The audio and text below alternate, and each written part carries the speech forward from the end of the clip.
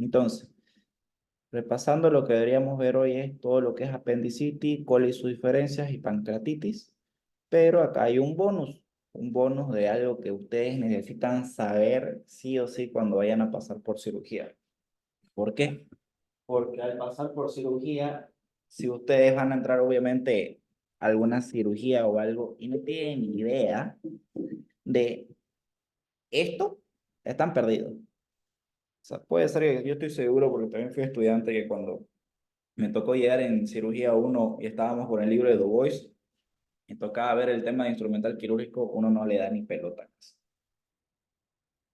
Pero es importante porque al hacer esto te abrís la puerta de que puedas meter mano y te dejes participar mucho en cirugía. Empezás como instrumental, o sea, nunca vas a empezar directamente a operar ni nada, ni siquiera para colocar puntos.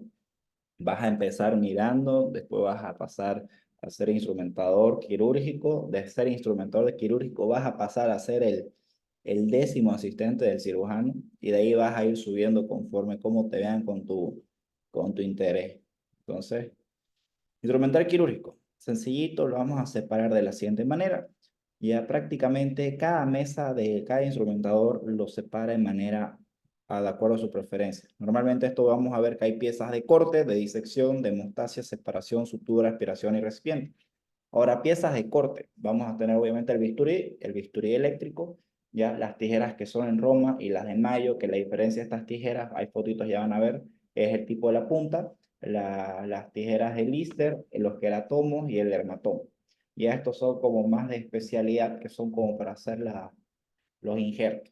De ahí el material de disección son las pinzas anatómicas con y sin diente. Ya hay algunas otras variantes, igual vamos a ver ahorita fotos. Hemostasias, que es todo lo que son las pinzas hemostáticas, las Kelly, Mosquito, Corcher, Grillet. Estas sí o sí tienen que saber diferenciarlas porque van a entrar alguna cirugía, aunque sea por ahí no son instrumentadores, pero están de asistente o segundo cirujano, y el primer cirujano, el viejito, le va a decir, pásame las Corcher. ¿Ya? Y vas a tener que pedirle las corchas a la instrumentista y la instrumentista te puede hacer una novatada. Entonces tienen que ubicarse cuáles son cuáles. Los separadores, los Paranfeu, los Müller, ya suturas, aspiración, recipiente. Aquí no nos perdemos. El tema tal vez que se van a chipar son entre corte, hemostasis y separadora. Aquí vamos a ver que normalmente las tijeras de mayo son estas. Seguramente se acuerdan de cuando pasaban anatomía y diseccionaban. Estas son las tijeras de mayo y tienen la punta roma, que son como que son las que es más cuadradita. Ahora, cuando es la punta en mayo, son las que son más filudas. Ahora, el tema es los bisturí. Esto estoy segurísimo que lo saben, muchachos, porque no es muy difícil, pero los bisturís van en el tamaño de la hoja de menor a mayor. Mientras más pequeña es la hoja, el número es más delgada, es más fina. Y mientras va aumentando el número de la hoja del bisturí, es una hoja más grande, más gruesa. ¿Cuándo se usa cuál? Normalmente las pequeñitas se utilizan cuando vas a utilizar en cavidad abdominal porque necesitas un contacto muy delgado, muy fino. Y obviamente estas las puedes usar en tejidos más superficiales o en la piel. Igual puedes utilizar estos para la piel si quieres ser más delicado. Ahora, las pinzas de sección, las Adson y las anatómicas. Diferencia cuando lean, pasame pinza anatómica, la que han debido ver sí o sí cuando hacían disecciones en sus cadáveres. Y las Adson son estas que tienen terminan en unas puntas súper delgadas. Ahora, diferencia, pinza anatómica con diente de ratón y sin diente de ratón. Las con diente de ratón las van a utilizar preferentemente en piel. Ya se utilizan pinzas con diente ya en cavidad abdominal, van a hacer daño o van a lesionar. Ahora, otros tipos de pinzas, estas son las Corcher, las Grillet, las de Mosquito y las Kelly. Diferencia, ahorita capaz la van a ver que toditas son muy similares, sobre todo las Corcher y la Grillet, ¿ya? Pero ahorita les voy a mostrar la diferencia. La Corcher, ¿ya? La Grillet, la Kelly y la de Mosquito. Las Corcher normalmente tienen como estos dientes, son medias como vienen en un ángulo, aquí pueden observar como que no se terminan de juntar, ¿ya? Porque son separadores o se utilizan de hemostasia. Ahora, las grillé cierran completamente, eso van a tenerlo en cuenta. Aquí van a ver el tema de las grillé. Las Kelly las recontra conocen porque en la universidad se utilizaban mucho las pinzas Kerry, las Metzenbaugh Curvo y todo, y las mosquitos son las más chiquititas. Normalmente las mosquitos son las para portar las gasas. Ahora, separadores. Lo de Finochieto, estos nunca se van a olvidar el nombre y normalmente se utilizan en cirugías que son grandes, cirugías de cavidad torácica, que es para separar las costillas, porque esto se mete en cavidad, esta parte de acá, ¿ya? Y con esto vas regulando para abrir más o abrir menos. Estos otros separadores los utilizan mucho, mucho en gineco, cuando se hacen las cesáreas, estos separadores que con esto se pueden llegar a meter para hacer la separación. Portagujas, las riñoneras, el aspirador. Cuando ustedes entran al quirófano y van a ver este aparato así enorme, van a decir, pucha, ¿y esto para qué? Es el aspirador que aquí van a aspirar y va a pasar todo el tema de los fluidos de los pacientes. Entonces, con eso ustedes ya van a estar semi ubicados. Ahora aquí se viene lo chido. Aquí yo sé que hasta acá era solo un simple repaso, lo deben saber, tal vez algo para acordarse de las pinzas lo van a poder buscar, las van a tener las diapositivas, también las van a tener las diapositivas igual que las clases. Y así ustedes literal, cuando vayan a cirugía cuando hagan gineco, sí o sí deben saber material quirúrgico, instrumental, porque si no, van a dedicarse a hacer mirones, van a empezar a operar o lo que sea siendo instrumentador. Ahora, se viene lo chido, apendicitis. Bueno, más que seguro que saben qué es la apendicitis, pero el enfoque de todo esto es darle lo primordial, lo más valioso y lo que sí o sí tienen que saber porque sí o sí le van a preguntar. Entonces, la apendicitis es algo que es muy frecuente. Sin embargo, yo no llegué a ver muchos apendicitis por lo que estuve en tercer nivel. Y además vi apendicitis en el hospital de niños que en el San Juan, la verdad. Pero bueno, entonces aquí el apendicitis normalmente es una inflamación, ya es un cuadro agudo que hay una inflamación del apéndice secal, ¿ya? Ahora, esta inflamación es una emergencia médica que requiere atención inmediata. No es algo que ustedes van a poder decir, no, es una simple apendicitis. Así como es una simple apendicitis y como es el apéndice, simplemente es un vestigio, ya puede llegar a producirte muchas complicaciones. La principal complicación es ya la perforación y con la perforación sale material ya del tubo digestivo y hay un shock séptico y ahí se te arma la grande. Entonces, esta apendicitis es una condición médica común que involucra la inflamación del apéndice y su ubicación anatómica ya viene a ser en fosa ilíaca derecha. Entonces, dentro de la etiopatogenia, para ir entendiendo también cómo funciona esto, porque es algo muy típico que les van a hacer preguntas de apendicitis, porque apendicitis manejo y todo es sencillo, ya, pero le van a preguntar curadísimo, ¿cómo se produce la apendicitis? ¿Qué es lo que sucede? Entonces, el origen de este, querido, es que se llega a obstruir, siempre. No es que directamente se perfora, no es que directamente decide inflamarse porque se inflamó, es que se obstruye. Entonces, en toda esta etiopatogenia hay causas que son luminales, parietales y extraparietales. En estas causas luminales vienen a ser los parásitos, fecalitos, la flora bacteriana, todo eso es lo que va y sin apoya en la luz del apéndice y lo obstruye. Entonces ya lo obstruye ¿ya? Y empiezan ya las fases que lo vamos a ver más adelante. Otra causa de que puede producir todo este cuadro aparatoso ya es que a nivel parietal estas placas de Peyer ya se inflaman, se inflaman porque es el tejido autoinmune. Entonces muchas veces estás usando por un cuadro clínico de bacteriano, una gastroenteritis o un proceso viral, que también puede ser una gastroenteritis bacteriana o viral o lo que sea, también a nivel de vía aérea. Estas placas de Peyer se pueden inflamar, que es parte de tu tejido autoinmune, y pueden llegar a obstruir. Ya, ahora, en cuestión del tema extraparietal, vienen a ser todo lo que son tumores o metástasis. Entonces, aquí nosotros vamos a ver que la apendicitis, que ya comprendemos su fisiopatología, su etiopatogenia y cómo comienza. Ya comienza con una obstrucción. Entonces, les voy a explicar las fases más adelante, pero ya entendemos que es porque hay una obstrucción, no es porque simplemente decide obstruirse. Entonces, algo que también es súper claro que tienen que saber y comprender es la cronología de Murphy. Esta cronología de Murphy, o como algunos le dicen también triada de Murphy, ya viene a ser de apendicitis. No se vayan a confundir con el signo de Murphy que es de la cole. La cronología de Murphy, ¿en qué consiste?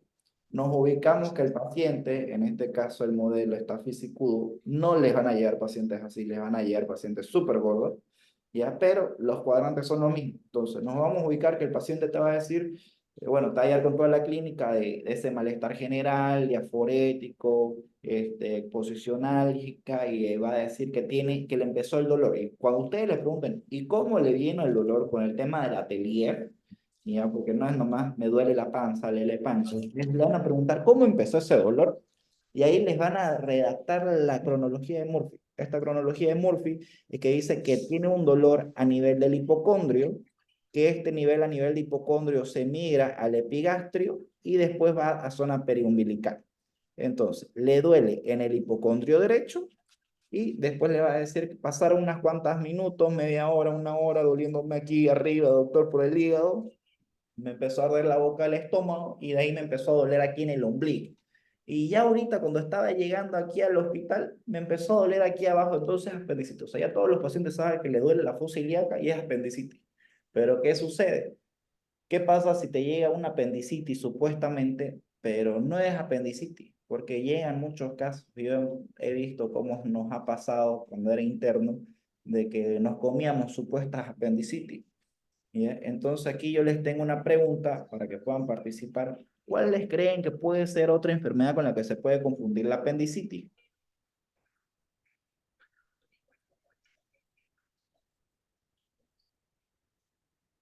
Algunos, Diverticulitis. ya, diverticulitis, ¿qué más? ¿Qué más creen que se puede confundir?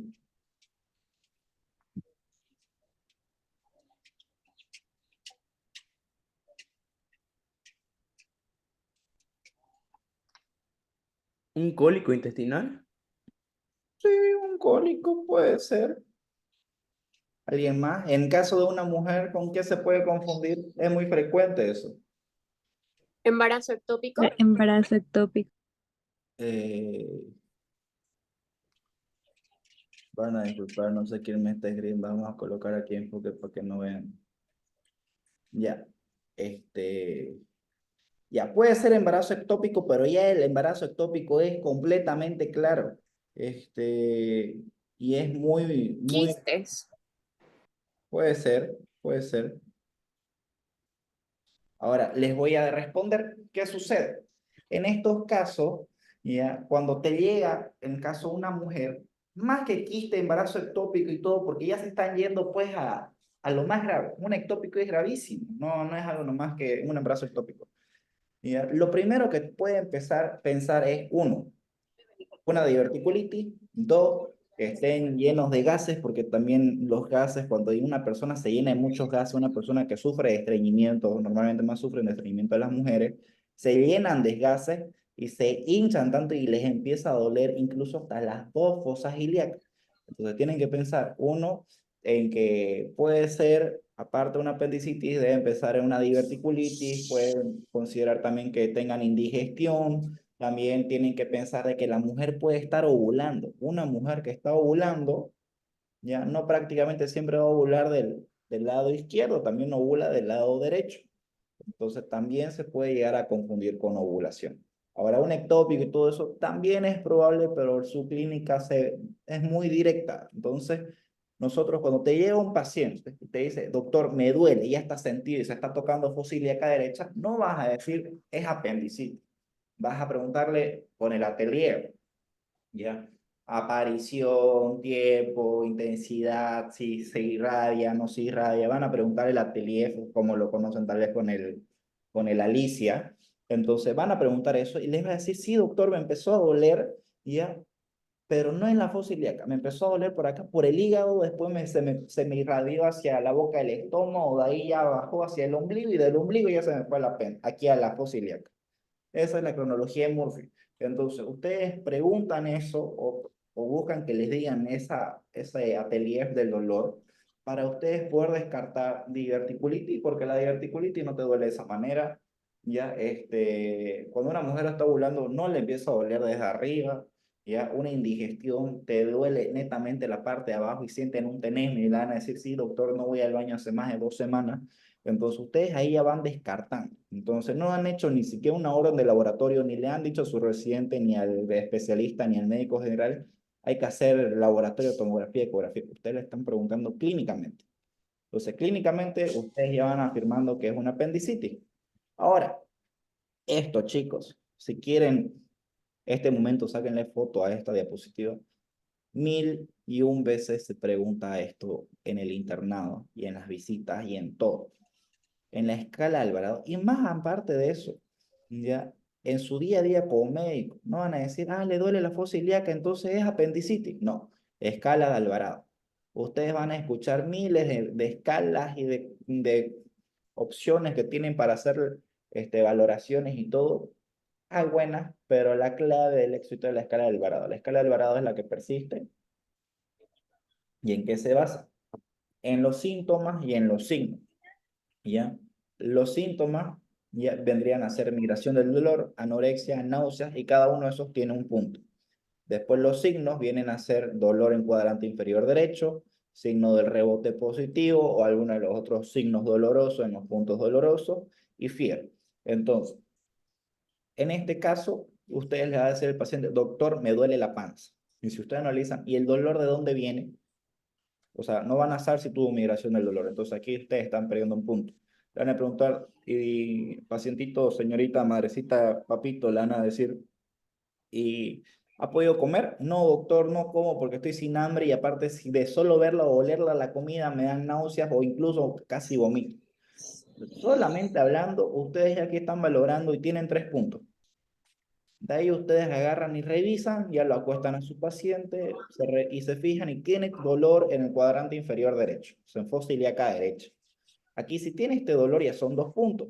Después le hacen signo de rebote, Bloomberg, McBurney, Rosbin, SOAS, cualquiera que ustedes quieran y le sale positivo, 1 punto. Si el paciente de paso tiene fiebre, otro punto. Entonces ustedes hasta acá, solamente con la clínica, ya tienen 3, 5, 6, 7 puntos. Y si nos fijamos acá, en la escala de Alvarado, con más de 7 puntos, ya, o sea, con 8, ya hay una alta probabilidad. Y si ustedes tienen entre 5 y 6, ya puede ser una apendicitis, pero aún no es diagnóstica. ¿A qué me voy? Porque es lo importante de esta escala de Alvarado. Ustedes van a ir de provincia, algunos se puede ir de provincia. Se va a ir lejos, puede ser que les toque irse a una comunidad o un hospital de primer nivel, tal vez en Roboré, en San Ignacio. Por ahí no hay laboratorista, por ahí no hay equipo de ecografía, por ahí no hay radiografía, por ahí no hay nada. Hay centros de salud que, por ejemplo, yo no sabía, pero hay un centro de salud que está por el zoológico, que es el San Carlos, me dijo un doctor, que recién iban a colocar su equipo de imagenología, o sea, un rayos X que era viejísimo, o sea, no tienen ecografía, no tienen nada. Entonces, imagínense, si un centro de salud de acá en Santa Cruz, dentro del cuarto anillo, prácticamente zona norte, no tiene ya ecógrafo, no tiene rayos X, solamente tienen laboratorio y solo atienden en la mañana, hay muy altas probabilidades de que ustedes en su provincia, a las 10, 6 de la tarde, no van a tener nada de esto. Entonces, ustedes clínicamente ya pueden considerar una apendicitis y pueden derivar o algo porque por ahí no hay quirófano en el hospital que les va a tocar. Y ya con el laboratorio, leucocitosis, 2 puntos, y si encima de leucocitosis tiene desvío a la izquierda, neutrófilo, 1 punto, 10 puntos. Entonces, si ya tienen más de 7, 9, 10, prácticamente ya está seguro que es una apendicitis. Entonces, apréndansela de memoria, anótenlo en el celular, en sus notas, imprímanla esta diapositiva, colóquenla en la funda de su celular o háganselo el tatuaje, pero importante que se aprendan esto. Ahora, las fases. Muy bien, vamos a volver con el tema de la fisiopatología. Entonces, yo estoy acá, este es mi apéndice, yo aún tengo mi apéndice, por ejemplo, no me han operado. Yo tengo mi apéndice, pero ahorita por ahí tengo un parasitito o un fecalito, viene y se me obstruye, se me encaja en esta área. Bueno, se me encajó, entonces, ¿qué va a suceder?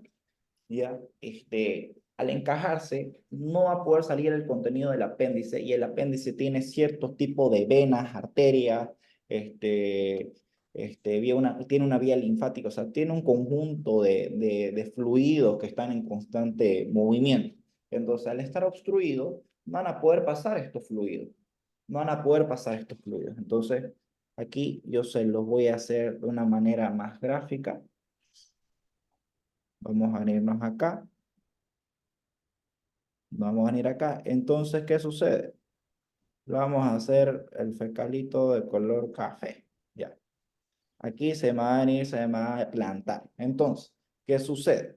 Se me obstruye el lumen, ya, la presión va a aumentar. Entonces, van a disculpar que está todo súper feo. Entonces, esta presión va a aumentar. Entonces, aquí estas arterias que pasan por acá no van a poder circular hacia arriba. Entonces, aquí ya no va a haber circulación. No va a haber circulación y tampoco van a poder, bueno, las arterias no van a poder bajar en realidad. Entonces no va a llegar sangre oxigenada, lo vamos a hacer al revés, que me equivoqué. Ya, porque lo que baja son las arterias, entonces las arterias no van a poder meter y pasar la sangre oxigenada y todo lo que van a hacer las venas no van a poder volver no van a poder volver. Entonces va a haber un choque. Entonces va a haber un choque, no va a pasar sangre oxigenada hacia acá y hacia acá arriba no va a volver esta sangre que está llena de dióxido de carbono. Entonces, ¿qué va a suceder? Al haber ese choque, al que no se va a completar todo este intercambio de los vasos arteriales, van a empezar a germinar las bacterias. Estos puntitos verdes son las bacterias. Van a empezar a germinar las bacterias desde adentro de la luz, van a empezar a migrar. Entonces, eso se llama translocación bacteriana. Entonces, ¿qué sucede? Aquí tenemos dos factores. Factor 1, la sangre arterial no está ingresando, entonces al no ingresar sangre arterial con oxígeno, toda esta parte va a haber necrosis. Vamos a terminar así, va a haber necrosis. Ahora, esta sangre venosa no va a poder subir, no va a poder llevar el dióxido de carbono, se va a estancar, va a haber una éstasis sanguínea, y al haber una éstasis sanguínea, como la sangre es un líquido, y como dice el dicho en medicina, todo líquido estancado, líquido que se infecta. Entonces, ¿qué sucede? Se obstruye ahí el fecalito. Una vez se obstruye el fecalito, después de estar obstruido, se van a alterar todo lo que va a ser el intercambio de los vasos arteriales y venosos. Entonces, ¿cómo va a iniciar? Aquí viene la fase de la apendicitis, ya ilustramos bien cómo es la fisiopatología en este caso, y empieza la fase congestiva. En esta fase congestiva tiene una duración que son entre 0 y las 12 horas. ¿Sabes? Las primeras 12 horas, el apéndice, como va a estar obstruido, va a estar acá la obstrucción, ya no va a bajar la sangre arterial para llegar a todo este flujo sanguíneo oxigenado. Entonces va a haber un edema por el tema de que va a haber una éstasis sanguínea venosa. Con esa éstasis sanguínea venosa va a haber un edema, va a haber una hiperemia de la pared, va a haber congestión de estos vasos. Entonces, ¿qué va a pasar? Se va a hinchar. De ahí, de tanto estar hinchada ya en el primer día, entre las primeras 12 y las 24 horas, esa inflamación, ese edema, va a pasar a ser aún mayor. Ya va a haber una congestión vascular. Entonces, ya en este caso, va a empezar a ver, como está este bloqueo, va a empezar a ver el aumento del exudado. Entonces, ¿qué sucede? Las bacterias van a empezar a proliferar. Entonces, este apéndice que está aquí delgadito se va a ir hinchando porque aquí está hematizado. Y ya que empieza a haber proliferación bacteriana, ya va a haber contenido exudado, purulento y todo eso. ¿Y qué sucede? Pasadas las 24 horas hasta las próximas 36 horas, ya va a haber un compromiso considerado de todo el tema de la vía arterial, venosa y linfática. Entonces, ¿qué va a pasar? Va a empezar a haber una necrosis en la pared, se va a empezar a negrear, va a empezar a haber isquemia, porque ahí está el compromiso arterial, ¿ya? Y de ahí ya se revienta, reventó el puchichi. Reventó el puchichi y todo este contenido que había acá de fecalito, materia, bacterias, todo, que proliferó, acá revienta y sale a la cavidad. Y en el peritoneo es una cavidad que es estéril, no existe ni un solo germen. Entonces, ahí ya viene a ser el problema. Y esta fase perforada es cuando ya está mayor de 36 horas. Entonces, ¿qué sucede? A ustedes le va a llegar su madre del niño y le va a decir, doctora, doctor, viene mi niño con dolor en la panza hace 3 días. Vos ya no vas a pensar que estás frente a una congestiva. En este caso y en estos dos primeros duele mucho más. Y en esta de acá, como ya hay necrosis, ya se pudrieron igual los nervios, y en esta peor, ya el niño ya no le va a doler, va a estar tranquilo. ¿Y por qué? Porque el apéndice se reventó, pero nuestro organismo incluso aún es tan sabio, es tan perfecto que aparecen todas las partes de los epiplones, el mesenterio, y lo cierra. Lo cierra, lo tapa y bloquea que esa infección aumente. Entonces, eso también muchas veces le ayuda al pacientito o al paciente a que esa peritonitis no sea tan brutal, sino que el foco de la peritonitis es más local, no sistémica, ya no abarca todo. Entonces, ¿hasta ahí alguna pregunta, chicos? ¿No? Bueno. Entonces, en esta apendicitis vamos a ver que hay signos clínicos. ¿Cuáles son estos signos clínicos? El McBurney, el Bloomberg, el abdomen en tabla, que es muy similar a estos dos primeros, y el signo del psoas, el del obturador, el del Rosby. Entonces, estos signos son los más comunes, son los más conocidos. Pero aquí alguien escribió, todo bien, perfecto. Entonces, son los signos más conocidos. ¿Ya? Pero ahora la cuestión es, saben hacerlo, han visto pacientes en los que se le haya hecho, porque sé que a veces por ahí se lo saben de memoria, pero ¿qué sucede? Estamos o han cursado con la pandemia y no han podido meter mano. Entonces vamos a hacer un pequeño repaso. Los más principales son el McBurney y el Bloomberg. Antes que nada, te llega el paciente y el paciente te va a llegar con toda esa clínica, ¿no? Pucha, doctor, me empezó a doler aquí por la boca del estómago, cerca del hígado, y me empezó ya a doler el ombligo, y ya me empezó a arder, y ya antesito de llegar aquí al hospital ya me duele acá en la fosa ilíaca. Ya tenés el check, tú haces tu checklist mental, cronología de Murphy, posiblemente apendicitis, es hombre, entonces así ya descansó de diverticulitis, y si es mujer, puedes considerar también que es por estar ovulando. Haces escala de Alvarado, entonces le pregunta, muy bien, el dolor le ha migrado, aparte ha comido, no he comido nada, doctor, porque aparte huelo, la comida la veo y me dan náuseas y vómito, entonces ya tenés ahí un punto, un punto, un punto. Ya, después agarras y lo revisas, haces signo del rebote, 2 puntos. Después le tomas, te fijas, tiene fiebre, escucha, tiene fiebre, otro punto. Entonces ya ves que ha tenido dolor abdominal en fosa ilíaca, anorexia, náuseas, vómitos, dolor, tiene rebote, migración de dolor, más la fiebre, entonces ya vas a ir sumando y tenés 7 puntos. Y de ahí ya si tenés la opción de hacer laboratorio, ves que tiene leucocitosis, son 2 puntos más, y si tienes desvío a la izquierda, 1 punto, en total 10. Entonces ya con todo eso, ya puedes decir apendicitis. Ahora, para ver el tema del rebote o esos signos dolorosos, el McBurney, que es sencillísimo, no hay dónde perderse, pero a veces pregunta de examen de grado cómo se ubica el punto McBurney. No te dicen hacerme el punto McBurney, te dicen decirme la teoría. Entonces ustedes van a decir que de la fosa ilíaca derecha en la punta superior, ya trazas una línea media que tiene que llegar hasta el ombligo. Entonces trazas una línea media desde la fosa ilíaca derecha, su borde superior, hasta el ombligo, y en ese punto, y de pasar esa línea, busca la tercera parte y ahí se encuentra el punto doloroso en McBurney. De ahí, aquí no le cambié. Este es el de Bloomberg, van a disculpar, que este signo del de Bloomberg es que vos palpás y no, a diferencia del McBurney, que es el McBurney, buscas ese punto intermedio, ¿ya? Y a la hora de que vos ni bien lo tocas, ya es doloroso. En cambio, el Bloomberg, van a disculpar, aquí el Bloomberg, vos cuando soltás recién le duele, es la diferencia. El signo del psoas, esto no solamente lo puedes hacer que el paciente se acueste de lado y le pedís que lleve la pierna de manera que haga una flexión de cadera, y así no que puedes hacerlo con el paciente completamente recostado y le pedís que levante la pierna. Ya, entonces que levante la pierna hacia adelante y le va a doler, o vos se la levantás con mucha delicadeza, no se le vas a levantar de golpe porque el paciente está muy dolorido y lo vas a hacer que chille y te va a odiar toda la vida. Entonces le decís que él lo haga, o bien si ves que él no puede o no te presta atención, la levantas vos un poquito, y si ves que apenas levantarla ya le duele, signo del psoas positivo.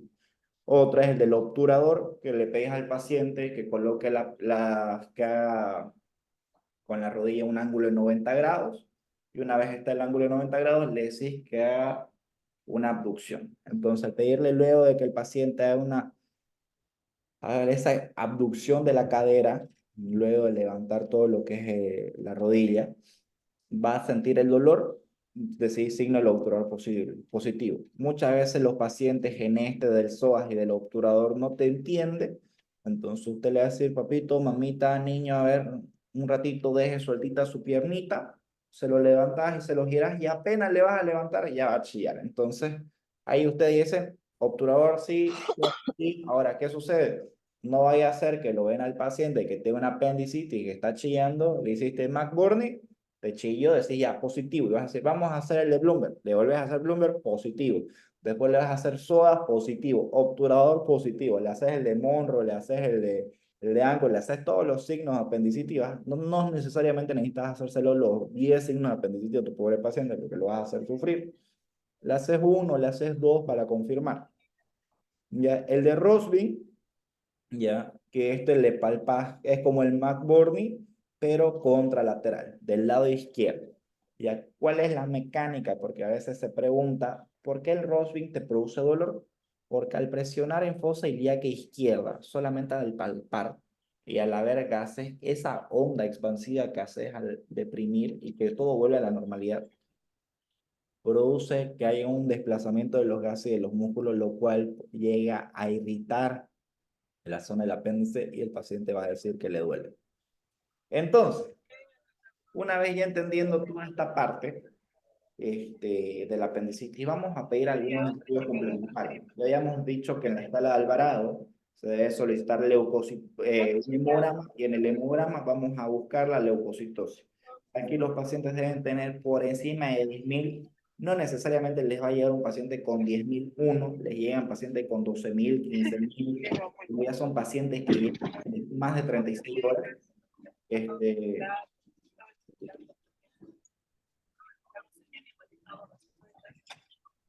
Vamos a ver si cierra aquí, van a estar chicos. Entonces, como ya vienen pacientes que vienen con una evolución, de más de 36 horas porque se tardaron, porque no le creían al niño que le dolía, porque le dieron manzanilla, le dieron de todo para que pase el dolor. Entonces ya aquí los pacientes te llegan con 20.000, 25.000 leucocitosis, una peritonitis bacteriana, y van a ver que esa cirugía del lavado peritoneal apesta y literal les recomiendo colocarse bien las botas porque va a flotar popó.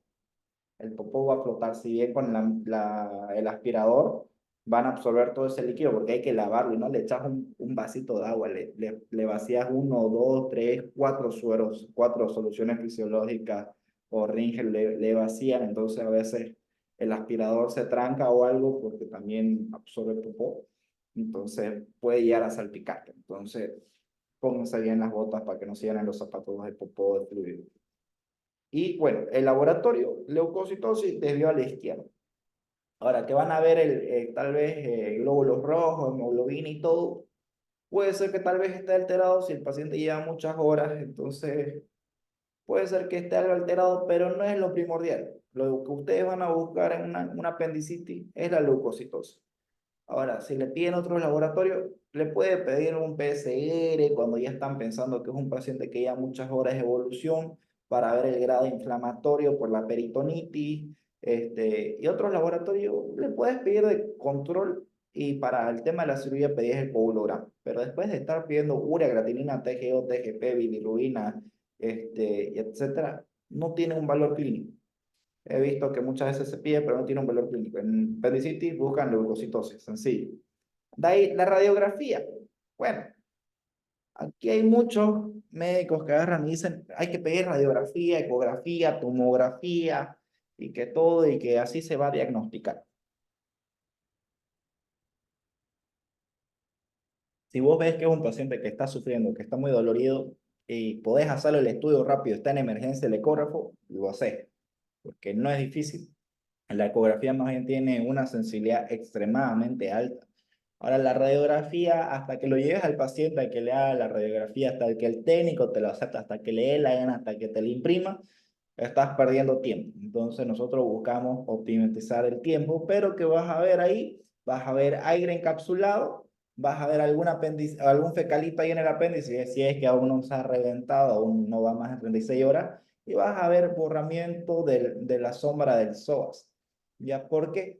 Porque ya va a haber un estado de exudado y todo, y sabemos que por el tema de la penetración de los gradientes de los rayos gamma, al haber estructura muscular y en la estructura del líquido, el líquido capta más, entonces va a estar más brilloso, entonces se va a borrar todo lo que va a ser el psoas. ¿Ya? Y el gas retroperitoneal ya no lo vas a ver el gas que va a ser como el típico gas abdominal que vas a ver, la silueta bien del colon, sino que lo vas a ver que va a estar más por detrás. Y la escoliosis es por el tema del dolor. ¿Ya? Ahora, la paroscópica, se hace una laparoscopía exploratoria muchas veces cuando hay mucha duda, sobre todo en caso de las mujeres, a veces se hace una laparoscópica, ¿ya? Porque a veces no está muy claro que es apendicitis, se puede confundir con una ovulación y no la va a dejar a la pobre con su tajo. Entonces, hasta aquí alguna consulta. Creo que aquí en apendicitis es súper sencillo. Lo que me gustaría recalcar más que nada es el tema de la escala de Alvarado y la cronología de Murphy. Con esos dos, ustedes están del otro lado. Y es típica pregunta. Y con el tema del instrumental quirúrgico, que sepan diferenciar las pinzas sobre todo. Eso yo quisiera que se lo puedan buscar y memorizar, aprendérselo. Pero ustedes, chicos, ¿alguna pregunta?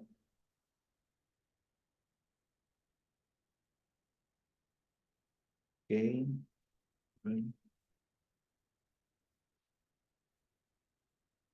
Ya, si no dispones de laboratorio, sabemos que clínicamente ya tenés, uno le vas a ver si tiene dolor, migración del dolor, fiebre, anorexia, náuseas, vómitos, todo lo clínico, ya te suman 7 puntos, Antonio. Con esos 7 puntos ya puedes tener casi una certeza muy probable de que sea una apendicitis. ¿Ya por qué? Porque en la escala Alvarado son hasta 10 puntos y con 7 puntos vos ya estás prácticamente seguro. Ahora, con el laboratorio, si te sale leucocitosis, si bien son 2 puntos y el desvío a la izquierda es otro punto, entonces son 3 puntos, pero ya tenés 7 a favor. Entonces, si tenés laboratorio, primordial, pero tampoco es indispensable, digamos. Bueno, vamos a irnos al siguiente tema. Entonces, entre piedras y atracciones. ¿Por qué? Porque entre piedras y atracciones hay el circo de la vesícula y de la vía biliar. ¿Por qué digo esto? Porque es muchas veces uno se confunde, ¿ya?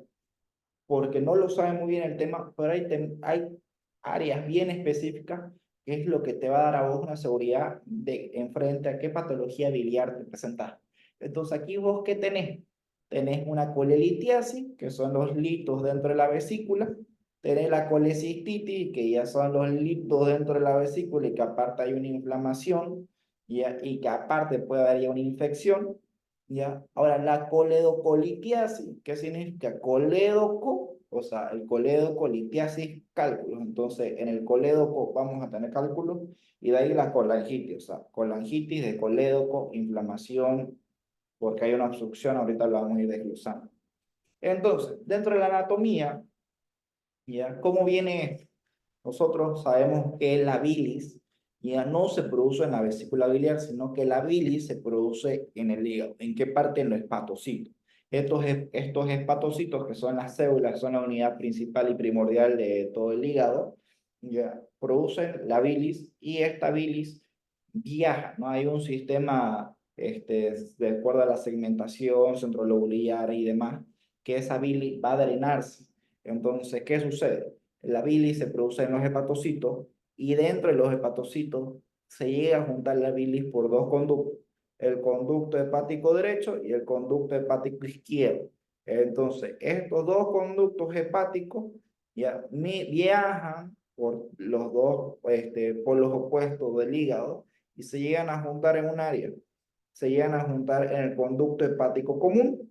Entonces, este conducto hepático común pasan primero hacia la vesícula, ya que la vesícula tiene una forma de pera, que es un reservorio, que es un centro de almacenamiento de la bilis. Entonces, en la vesícula se almacena la bilis, ¿ya? Entonces, una vez almacenada la bilis, cuando se produce todo lo que es la fisiología digestiva, que la fisiología digestiva te dice de que no es que empieza el tema digestivo cuando llega la comida a la boca o que llega la comida al estómago, sino que produce en la primera fase, que la primera fase es la visual.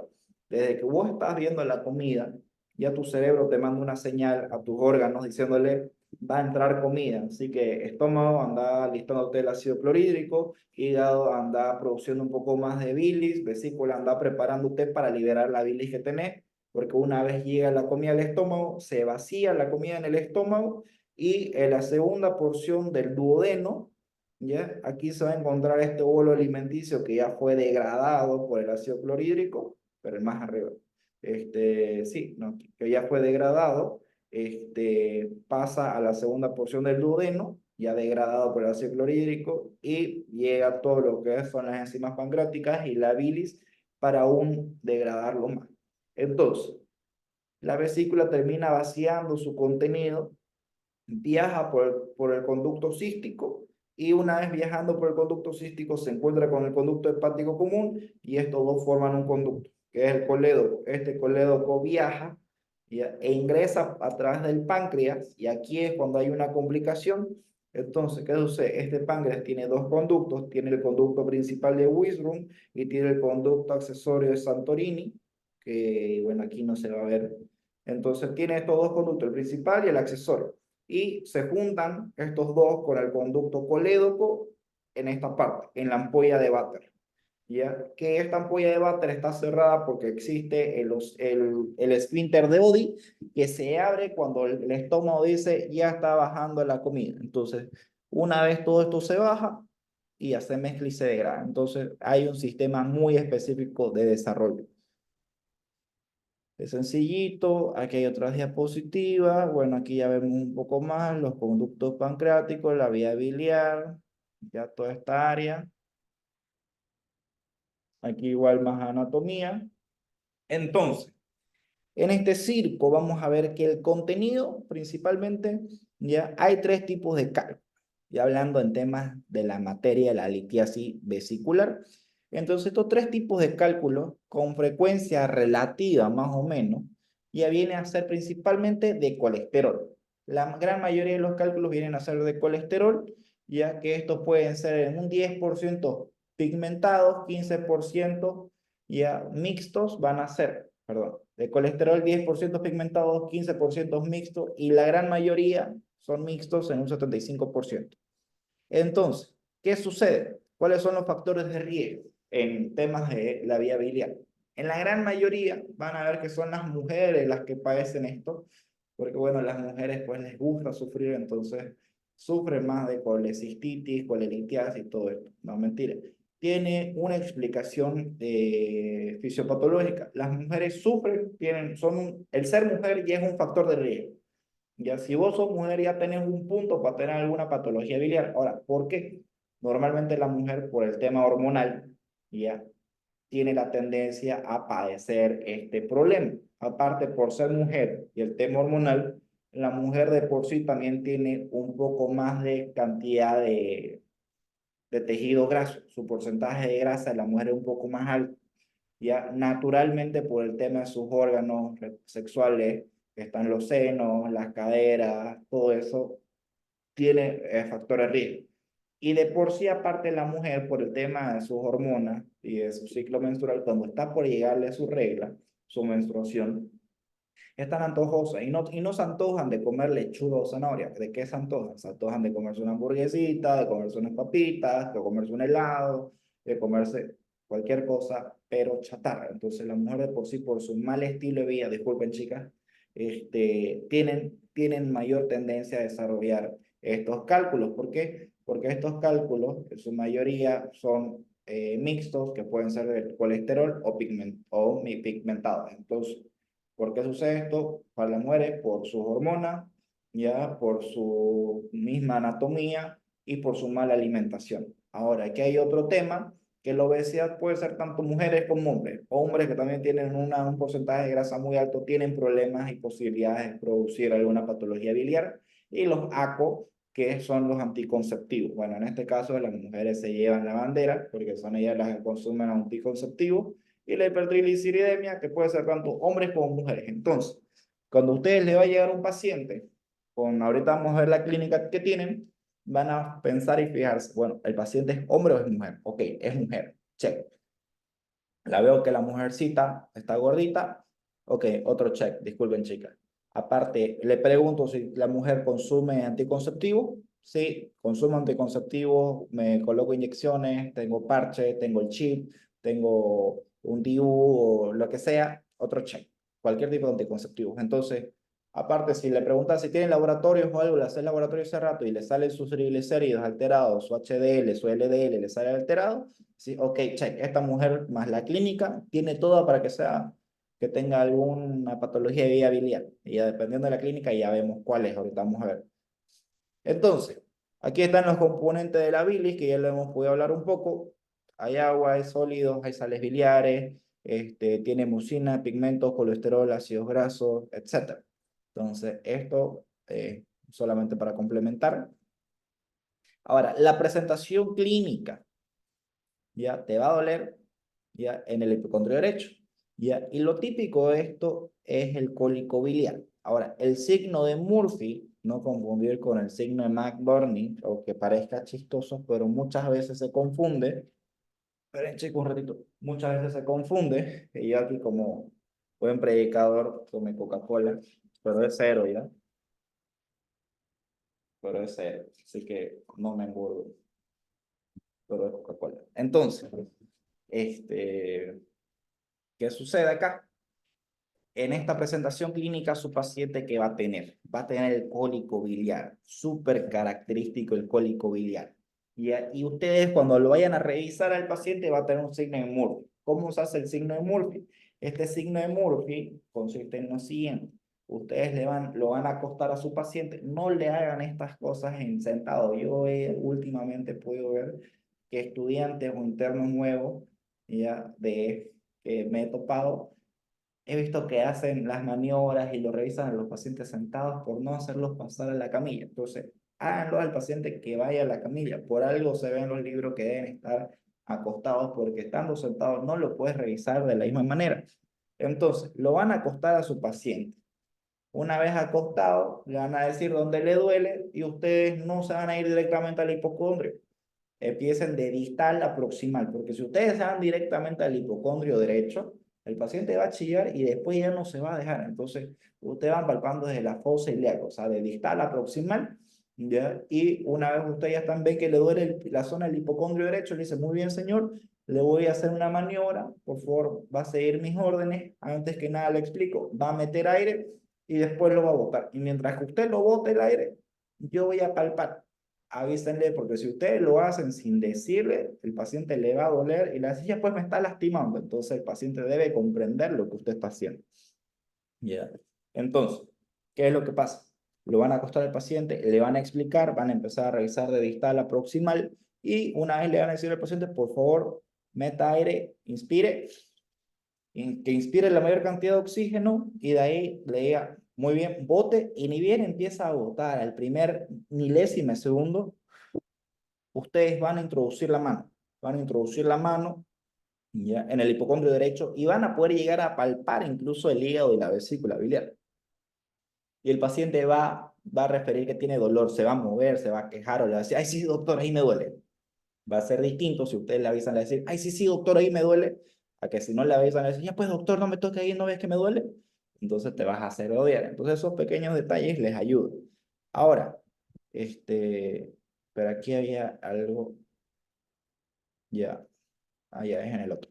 Entonces, esto no siempre sucede en la litiasis vesicular. Muchas veces la litiasis vesicular es asintomática.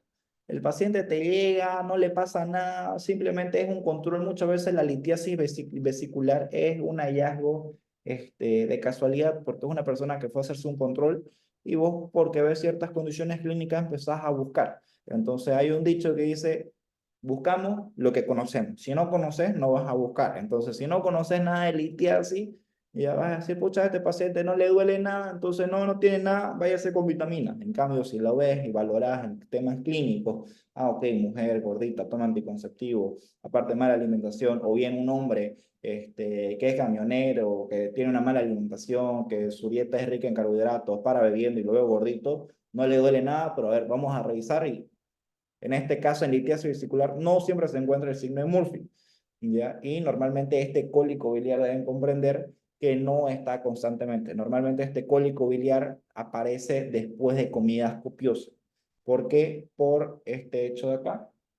Por este hecho de acá, que es que se ve en el vaciamiento gástrico. Entonces se vacía el contenido gástrico y al vaciarse este contenido gástrico, ya la vesícula empieza a liberar y a avanzar todo el tema de la bilis y al avanzar ahí empieza a moverse y fatigarse el cálculo y ahí es donde empieza a ver el movimiento en el cálculo, todas las fibras nerviosas son estimuladas y te produce el cólico biliar.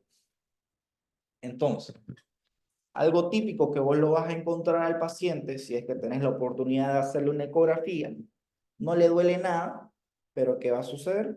A este paciente vas a encontrarle que tiene en la ecografía las piedritas. Vas a buscar la vesícula biliar y vas a encontrar, esta ecografía está hermosa, no siempre se ve así, pero vas a ver que tal vez son piedritas chiquititas o piedras grandes. ¿Y qué es, cómo se llama este signo ecográfico? Que es pregunta de examen. Este signo ecográfico se llama refuerzo acústico posterior. ¿Por qué se da? Porque en este refuerzo acústico posterior, ya esta vesícula, como están con los cálculos, y vos cuando colocas el transductor del ecógrafo, ¿qué es lo que hace el transductor del ecógrafo? Produce la imagen a través de ondas sonoras. A través de esas ondas sonoras, esas ondas acústicas, ya lo que hace es que va a emitir esas ondas y luego de emitir estas ondas, lo que va a hacer es que empieza a generarse la imagen en la pantalla. Entonces, todo esto de acá está conformado por ondas sonoras. Entonces, ¿qué sucede? Esas ondas sonoras viajan y migran y se ve todo normal. Aquí vemos que esta es la parte del hígado, todo esto de acá que se ve normal, vemos el color del hígado que está normal, ya estos deben ser algunos vasos del hígado, ¿ya? Y aquí está la vesícula, literal, en forma de una P. ¿Y qué sucede? Estas ondas ecográficas llegan y rebotan con los cálculos. Y al rebotar se forma esta imagen y el transductor no llega a esta parte.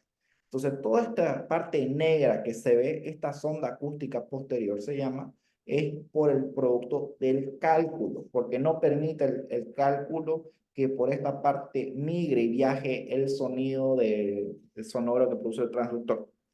Entonces, en la misma litiasis vesicular, esto también se puede ya ver una colecistitis, por cierto, ya se puede ver acá el neumocolecisto, o sea, oxígeno. Vamos a ver que hay oxígeno en el caso de estar presente ante un barro biliar o cuando se ve que, a ver, les voy a hacer una pregunta. Aquí quiero que me respondan en el grupo o activen su micrófono y que me digan, le voy a hacer una pregunta que es de examen. ¿Qué bacteria ya puede llegar a producir este neumocolecisto? ¿Qué bacteria principalmente es la que produce esto y que muchas veces se lo ve asociado en la diabetes? ¿Qué bacteria creen que es? Vamos, chicos.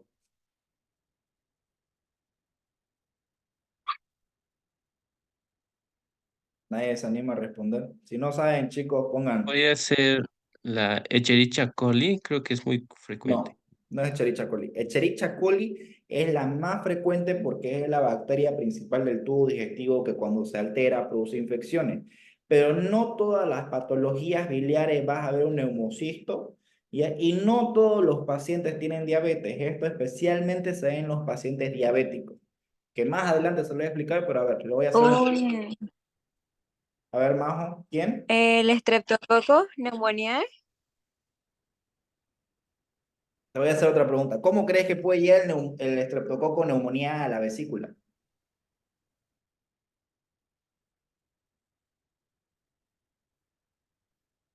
A ver, ¿por qué crees que puede ser un estreptococo neumonía? O sea, ¿cómo llega del pulmón o de la vía aérea, pasa a la vesícula? Vamos, no, no les voy a pegar, chicos, yo no los castigo, no castigo ni los mando a hacer turno.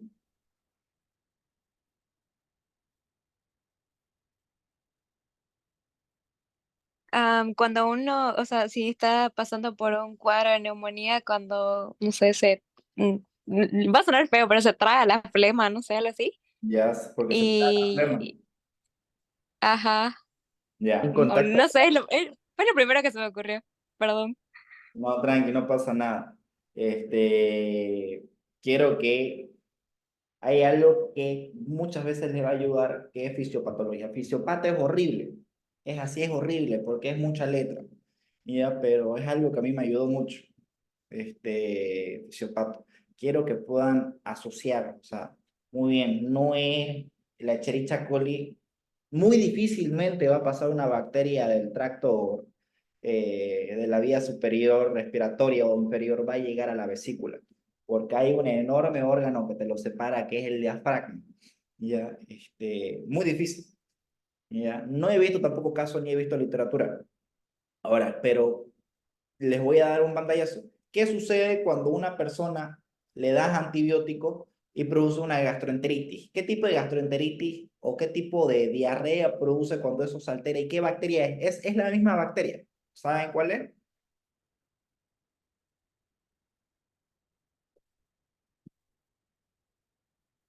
¿No? Ya. Si no saben, pongan, no sé, doctor, para que no esté hablando solo. Bueno, chicos, no pasa nada, no me enojo, que no me respondan, más bien díganme no sé para que se los pueda explicar. Ya. Principalmente cuando uno le da a un paciente un antibiótico, cuando ese antibiótico es muy agresivo, el paciente no necesitaba el antibiótico, o muchas veces sí lo necesita, pero el antibiótico de por sí es muy agresivo. ¿Y qué sucede? El antibiótico le pega a todo, le pega a la flora bacteriana. Entonces, cuando se altera esa flora bacteriana, aparece la gastroenteritis, ¿ya? O aparece después, o sea, te da diarrea por el antibiótico muy potente, y después que te dio diarrea y barrió con toda tu flora bacteriana, hay la proliferación de una bacteria, que normalmente es como que la tienen como es una prisionera, la tienen con esas bacterias buenas que tenés en tu tubo digestivo, la mantienen controlada. Este es el famoso Clostridium. Este Clostridium, la diarrea o la gastroenteritis por Clostridium, ya se altera cuando se da antibióticos. Este mismo Clostridium puede llegar a causar esto, porque como este Clostridium perfringens, ya acuérdense, igual ayer les había comentado en la otra clase, este mismo Clostridium ya te puede llegar a producir esto, el neumocolecisto, por las mismas toxinas. Entonces, este neumocolecisto se produce, ¿ya? Y ahí vemos el problema que se arma por esta bacteria. Entonces, algunas veces, no en tanto en litiasis vesicular, más se la ve en la colecistitis. En litiasis no se ve esto, es más en colecistitis. Entonces, ¿cuál es el tratamiento? ¿Ustedes qué dicen? Paciente que ustedes ven que tienen cálculo, ¿se lo opera o no se lo opera?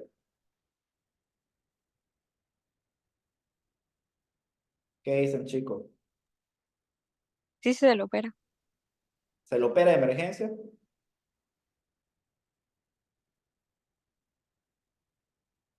Sí, doctor, yo creo que sí. Ya, no. El tratamiento en la litiasis vesicular es tanto sintomático o no sintomático, en tanto sintomático y asintomático, ya se hace un tratamiento de soporte. Le vas a dar hidratación, le vas a corregir la dieta y no vas a operar de emergencia, a no ser que veas que tenga un neumocolecito y un Clostridium perfringens, pero normalmente no sucede esto en una litiasis vesicular. Esa neumocolecisto se ve más cuando es una colecistitis, porque debe haber una bacteria. La litiasis no hay bacteria, eso acuérdense. Litiasis vesicular solamente hay cálculo. Litiasis vesicular solamente va a haber cálculo y lo único que te va a producir es el cólico biliar. Y en alguna ocasión vas a ver el signo de Murphy, pero no siempre. Entonces, como solamente hay cálculo, no hay bacteria, no hay nada, solamente hay una piedra, tanto sintomáticos como asintomáticos, le vas a hacer una corrección de la dieta. Ya, ahora esa dieta, ya no que se vaya a tomar esa chancaca, el sacapiedra, que el no sé qué, que el no sé cuánto, que el destructor de la piedra. ¿Por qué? Porque ustedes miren acá, estas piedras son grandotas.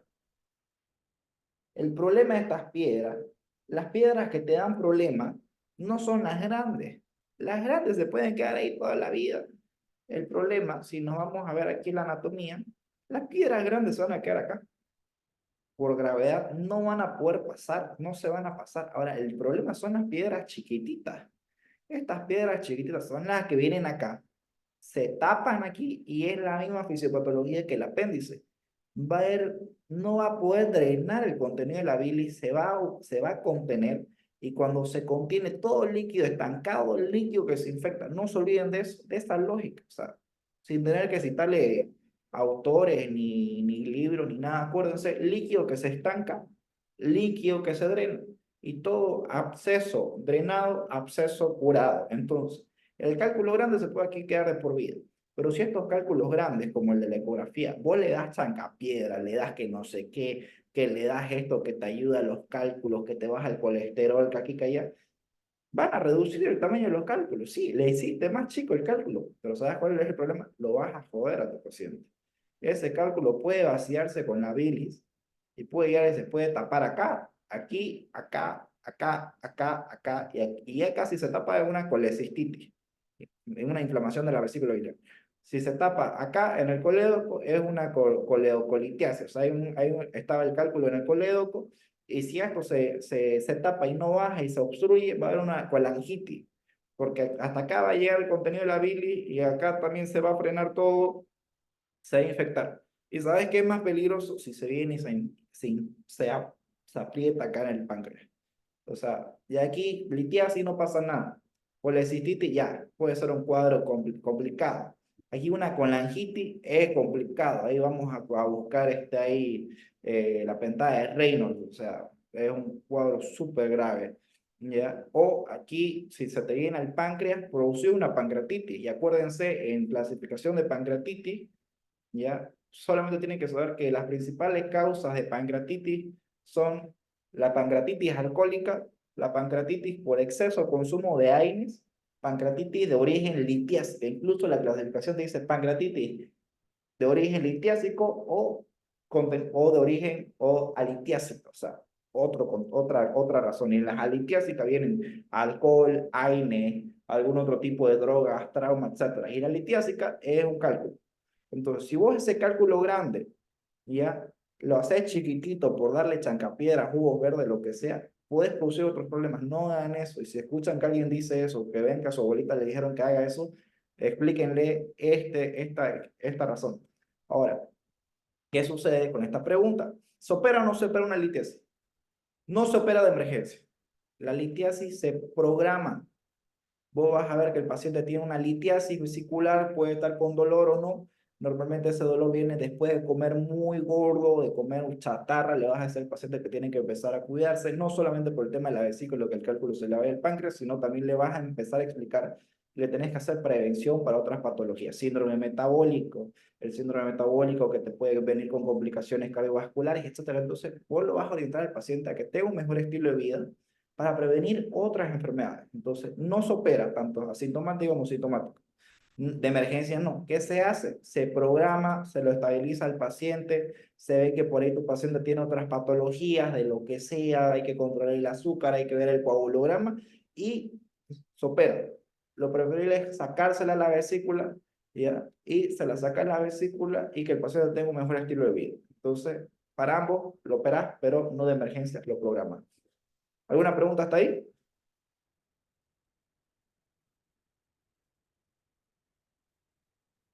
No. Bueno. Ahora, de litiasis vesicular, vamos a ir a la colitiasis. Ya para ir hablando netamente solo de lo que te producen los cálculos. Entonces, ya hablamos de los cálculos en la vesícula, ahora los cálculos que van acá en el colédoco. Entonces, entre piedras y atracciones, el círculo de la vesícula biliar y la vía biliar. Entonces, ¿cuál es la clínica?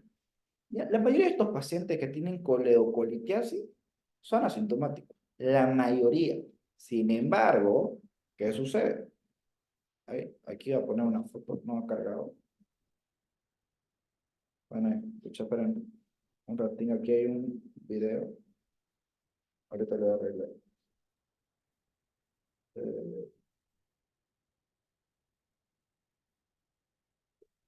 este video es súper importante. Ahora sí.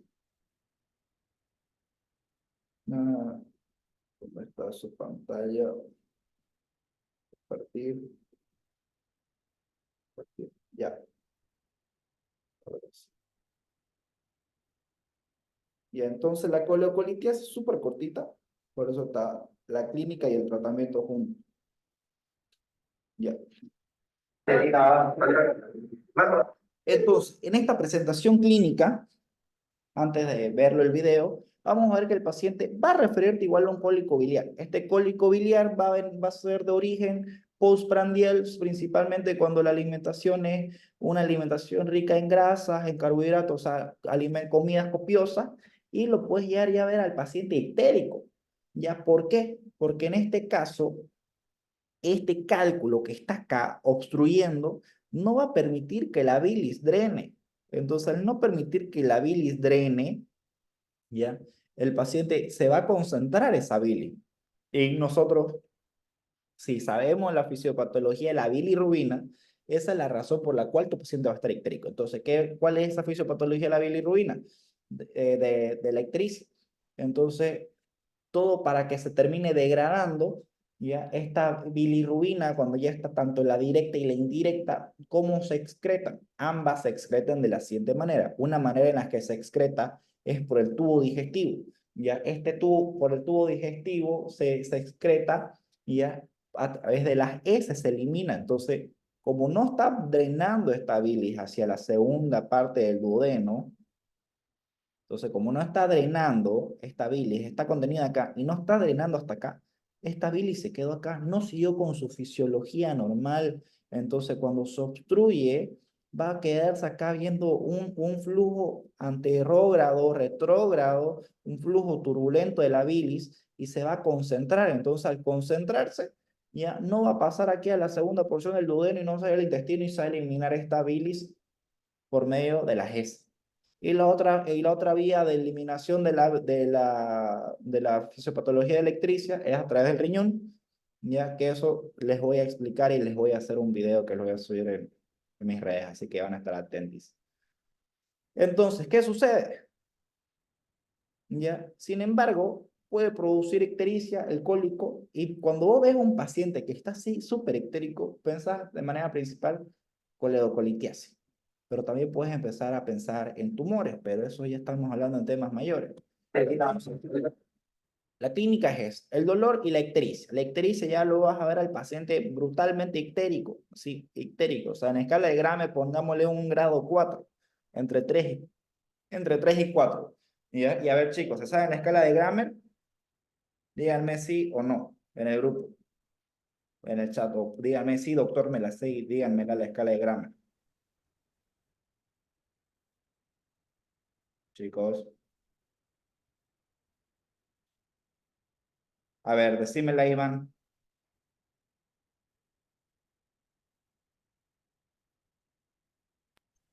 Ya, Había escalas de 1 a 5. La 1 era en la cabeza, luego la 2 se puede decir que era en el torso de aparte del pecho, o sea, todo el tórax. Luego el, la 3 era en el abdomen y luego las 4 podía ser, ¿qué más? Podía ser en las extremidades, podía ser tanto manos y pies. Y las 5 era generalizada, si no me olvido. ya, vas bien. Lo hiciste bien, solo hoy te voy a corregir una parte, que es el final. 1 solo es hasta la cabeza. Grammer, cuando le digan escala de Grammer 1, y ustedes así lo van a presentar a su paciente. Doctor, mire, tenemos un paciente que ha llegado aquí a la emergencia que refiere cólico biliar y de aparte tiene es un paciente con un síndrome ictérico. Y ahí están a decir, ¿de dónde es el síndrome ictérico? No les va a decir al paciente, al doctor, doctor está ictérico, el paciente le va a decir, Pues doctor, el paciente ha llegado por un cólico biliar, muy posiblemente, y además tiene un síndrome ictérico. Ya no le decía está ictérico, síndrome ictérico. Te van a decir, ¿y por qué está lleno de un síndrome ictérico? Muy posiblemente tenga alguna patología de la vía biliar, una coledocolitiasis, hay que estudiarla, el paciente no tiene fiebre, entonces sí, tal vez no sea una colangitis, digamos, pero también no solo fiebre significa infección, también un cuadro inflamatorio te puede producir fiebre. Entonces, vas a presentarlo así, ¿ya? Y cuando le diga, ok, ¿y en qué grado en escala de Grammer? Usted le van a decir, el paciente tiene un síndrome ictérico, en escala de Grammer 1, solamente el cuello. O sea, vos ves su pecho, que a veces son los hombres que van encamisetados, pues muere con su escote y el pecho está normal. O le decís escala de Grammer 2, que es hasta todo el tórax, tanto anterior y posterior. Escala de Grammer 3 es desde el tórax hasta la pelvis, o sea, ya todo el abdomen, como dijiste bien. Y grado 4 son extremidades superior e inferior. Ahora, el grado 5 es que se le aumentan las palmas. O sea, ya es sistémico. Entonces, pero es una leve corrección, pero está bienísimo, bro. Entonces, el paciente va a tener así una escala de Grammer prácticamente entre 3 y 4 de ictérico. ¿Ya? Entonces, ¿qué vas a hacer ahí? Tratamiento. Uno, se tiene que retirar el cálculo de la vesícula controlado por medio de una colangiopancreatografía retrógrada endoscópica. ¿Ya? O puede ser que se haya hecho ya una cirugía, como es en este caso, ya, porque aquí no es una colangiopancreatografía eh, endoscópica, colangiopancreatoduodenografía retrógrada endoscópica. Eso. Esto no es así, sino que ya había sido una cirugía en la que se había realizado. Le abrimos a la paciente como un libro el abdomen, porque era una mujer que pesaba unos 130 kilos, era hipertensa, diabética, y no estaba ictérica, ya, pero sí era una coledocolitiasis. No estaba ictérica, ya estaba normal, pero era una coledocolitiasis y llegó simplemente porque tenía mucha clínica de dolor de un cólico biliar, y ya bueno, la vez con el cólico biliar y la mujer pesaba para sus 130 kilos, entonces se la revisa, se le hizo ecografía, no se llegó a ver porque había mucho tejido graso, pero el cólico empezó a aumentar, se pidió el laboratorio y bueno, estaban fosfatasas alcalina elevada, la bilirrubina estaba elevada, eso sí, la mujer no estaba ictérica, en cuestiones así clínicas no estaba ictérica, pero sus valores de bilirrubina estaban súper elevados, no me acuerdo en cuánto, pero me acuerdo que estaban súper elevados, y se la metió a quirófano, la charqueamos. Y así,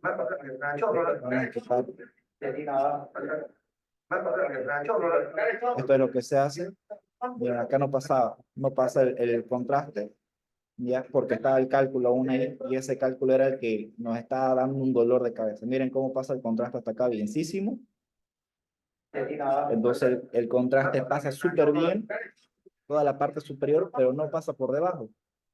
Ya, porque en esta parte de abajo es donde estaba impactado el cálculo. Entonces pasaba un poquito. ¿Ya? Entonces, el tratamiento normalmente se lo retira el cálculo, se puede retirar ya la vesícula, se lo puede buscar la manera de hacer una extracción por medio de instrumental del colédoco, ¿ya? Y si aún no se puede eso, ya hay que hacer ya una papilotomía. O sea, te vas al abdomen, a esta paciente la teníamos abierta, le habíamos hecho así una incisión tipo corcho, ya la habíamos abierto, estábamos buscando y literal se terminó haciendo una papilotomía. ¿Ya? Entonces, como ya está esto abierto, te vas a buscar la segunda porción del duodeno, llegas a la segunda porción del duodeno, haces una duodenotomía, y ya, haces de ahí de la duodenotomía, la buscas en la papila, el esfínter de Oddi, ¿ya? Y ahí haces otro corte. Y ahí ya los puedes extraer, buscas por desde abajo, buscas el cálculo, ya lo retiras, y en esa parte de ahí colocas un tubo de T, un tubo de Kerch, se dice. Entonces, el tratamiento es ese. Ahora, entre colecistitis y colangitis. Ya, todo esto ya es la parte infecciosa, es el cuadro, digamos, lo más delicado. Ya todo lo anterior que hemos visto, acuérdense, colelitiasis o litiasis vesicular, solamente hay cálculo. Coledocolitiasis, solamente hay cálculo. No hay nada más. Muy raro es el caso que tengan fiebre. ¿Ya? Normalmente solamente les va a decir me duele la panza, lele pancha y van a ver el cólico biliar. Ahora, en colecistitis y colangitis, esto es netamente bacteriano. Ya, Muy bien, dentro de esta colecistitis, que bueno, les voy a dar la definición de la colecistitis. Esta colecistitis, ¿de qué se trata? ¿Ya? La colecistitis es cuando ya hay una inflamación de la vía biliar. Esta colecistitis se puede subclasificar tanto de una colecistitis litiásica como una colecistitis alitiásica. Ahora, ¿qué sucede? Al haber un lito, puede ser que el mismo lito haya estado produciendo una inflamación por el choque de las paredes, ¿ya? Y ese mismo lito puede ser que ya sean muchos que está llegando casi a producir una obstrucción. Entonces, y muchas veces también está relacionado con el barro biliar. Entonces, como ya es mucho contenido, ahí hay un flujo turbulento, hay una alteración del intercambio gaseoso por el tema arterial y venoso, hay una proliferación bacteriana. Entonces, viene esa proliferación bacteriana y principalmente en la colecistitis y en la colangitis, esa proliferación bacteriana se da por la que dijo Anthony, creo, que es la Escherichia coli. Entonces, ahí ya hay esa infección, entonces vamos a tener la vesícula o el colédoco ya inflamado con un cálculo, va a haber exudado, va a haber fibrina, van a haber mediadores proinflamatorios, interleucinas, va a haber todo eso, va a haber proliferación bacteriana y va a ser principalmente en la mayoría de los casos Escherichia coli. Entonces, todo eso ya vamos a tener esta fisiopatología de cómo sucede. Ahorita yo se lo he explicado en cristiano, ahora nos vamos a ir a hablar más científicamente. Entonces, en la colecistitis, ¿qué sucede? Que produce la inflamación, la infección dentro de la vesícula biliar, es porque hay una obstrucción del cístico. ¿Cuál es el cístico? El conducto que sale de la vesícula y va y se une al hepático común, y esos dos forman el colédoco. Entonces, hay una obstrucción en el cístico.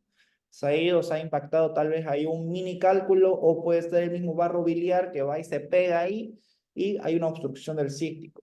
Ya aumenta todo lo que son los ácidos biliares, la producción de los ácidos biliares, o sea, la bilis está al máximo y acuérdense de la tablita que les había mostrado todo el contenido de la bilis.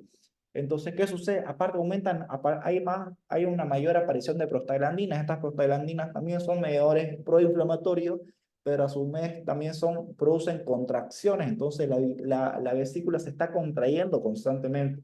Entonces, ¿qué sucede? Hay una obstrucción, hay un aumento y saturación de los ácidos biliares. Y aparte está todo eso obstruido y está todo ese material está súper turbio, con las prostaglandinas aumenta el movimiento y quiere vaciar ese contenido biliar, pero no puede por la obstrucción. Entonces, ¿qué sucede? Al haber ese líquido estancado, aparece la migración bacteriana o la translocación bacteriana, y al haber todo eso, aparece la isquemia de la pared. La vesícula se va a inflamar. Entonces, más o menos, si yo ya se lo estoy diciendo, resumiéndole todo lo que le dice el libro, para que ustedes se la puedan imaginar en este momento cómo va a estar esa vesícula, va a estar así una pelota, va a ser una pelota. Entonces, en esta presentación clínica, vamos a tener lo mismo, un signo de Murphy, vamos a tener cólico biliar en la presentación clínica. Por eso es que muchas veces se confunde una colelitiasis y una colecistitis. Y aparte de esto, ya en esta presentación clínica, cuando estás sospechando una colecistitis, vas a hacer esto. ¿Alguien sabe cómo se llaman estos criterios? No le he colocado el nombre para que me respondan. ¿Alguien sabe?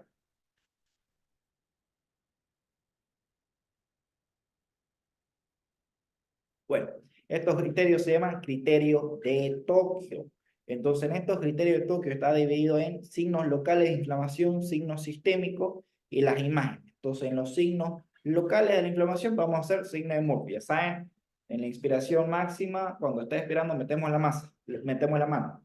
Luego, al meter la mano o al palpar el hipocondrio derecho, vamos a palpar una masa, la vesícula que va a estar haciendo una pelota, o simplemente va a haber dolor, o a veces ni siquiera vamos a deprimir, sino que va a haber una hipersensibilidad a nivel cutáneo, de la irritabilidad de los nervios. ¿Ya? Entonces, aparte de eso, de a nivel local de revisarlo, vos le vas a tomar otros signos, que vas a ver fiebre, va a tener una fiebre ya brutal, no va a tener un 37,8, va a tener fiebre 38 o más. Entonces, aparte de eso, vas a pedir el PCR va a estar elevado, o sea, puede estar elevado 3 cruces, va por encima de 3 miligramos de cilitro, más con una cruz, 2 cruces, 3 cruces. Luego de eso, vamos a ver que va a tener glóbulos blancos elevados, va a haber una leucocitosis por encima de 10.000, sí o sí, siempre va a haber leucocitosis por encima de 10.000. Y por último, en las imágenes, vamos a hallar en la ecografía, vamos a ver que va a haber ese refuerzo acústico posterior, vamos a ver que va a haber un contenido turbio y demás. Entonces, todo esto de aquí son los criterios de toque. Ahora, ¿cuáles son estos por imagen? Aquí súper presten atención, chicos. Vamos a tener un aumento del grosor parietal, o sea, la pared de la vesícula va a estar aumentada mayor a 3 milímetros. Esto es así, es ley. Ya, esto está tal cual como dice el libro. Va a haber un halo parietal. Aparte va a haber un diámetro transverso máximo de 4.5 centímetros. Va a haber presencia de colecciones líquidas paravesiculares. Entonces, aquí así bonito, para que se ubiquen, porque yo en la universidad no tenía ni idea de leer ecografía, entonces aquí todo esto es el parénquima hepático, todo esto es el hígado, ya todo esto, ya todo esto es el hígado, ya entonces aquí vemos que hay un cálculo, aquí tenemos uno, esto de acá es uno más, esto también puede ser más que cálculos pueden ser barro biliar, ya, y aquí todo esto vemos que del cálculo, miren, la sombra acústica posterior, lo que produce, por lo que no permite que se transmita la onda ecográfica. Y aquí, todo esto es la pared, miren, el engrosamiento de la pared acá. Esto uno lo mide con el ecógrafo, no es que vos vas a agarrar tu regla, el ecógrafo tiene una opción que vos marcas 2 puntos y te lo mide, y va a medir más de 3 centímetros. Y miren este grosor, desde aquí se ve esa gruesa línea blanca, pero si nos vamos a buscar esta ecografía, miren de delgadito, miren de delgadito, o sea, hermoso acá. Entonces, nosotros vamos a ver que vamos a ver el cálculo, vamos a ver el barro biliar, la sombra acústica posterior, el engrosamiento de la pared, un líquido perivascular, o sea, ya vamos a ver toda esta parte de acá que es líquido por el tema que ya está viendo exudado, ¿ya? Y el refuerzo posterior que produce, miren el barro. Miren esta onda ecográfica súper distinta a la onda ecográfica que produce el cálculo. Entonces, tanto el cálculo como es una densidad y es más pequeño, te produce una sonda acústica. Pero miren todo esto de acá. Es barro biliar, exudado, fibrina, de todo. Miren cómo se ve todo esto. La diferencia. Entonces, cuando nosotros estemos frente a cualquiera de las anteriores patologías que hemos visto, por eso están las mismas imágenes, una litiasis vesicular te puede producir cólico biliar y un signo hemorfo.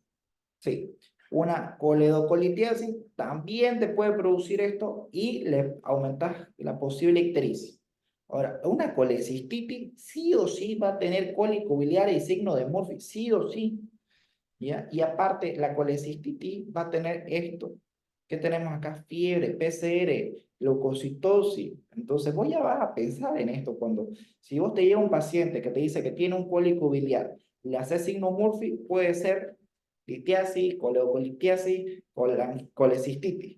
Pero si vos lo ves a tu paciente al palparlo y lo ves que está mal, que está con fiebre, ya descartás vos que está solamente cálculo, ya es una infección.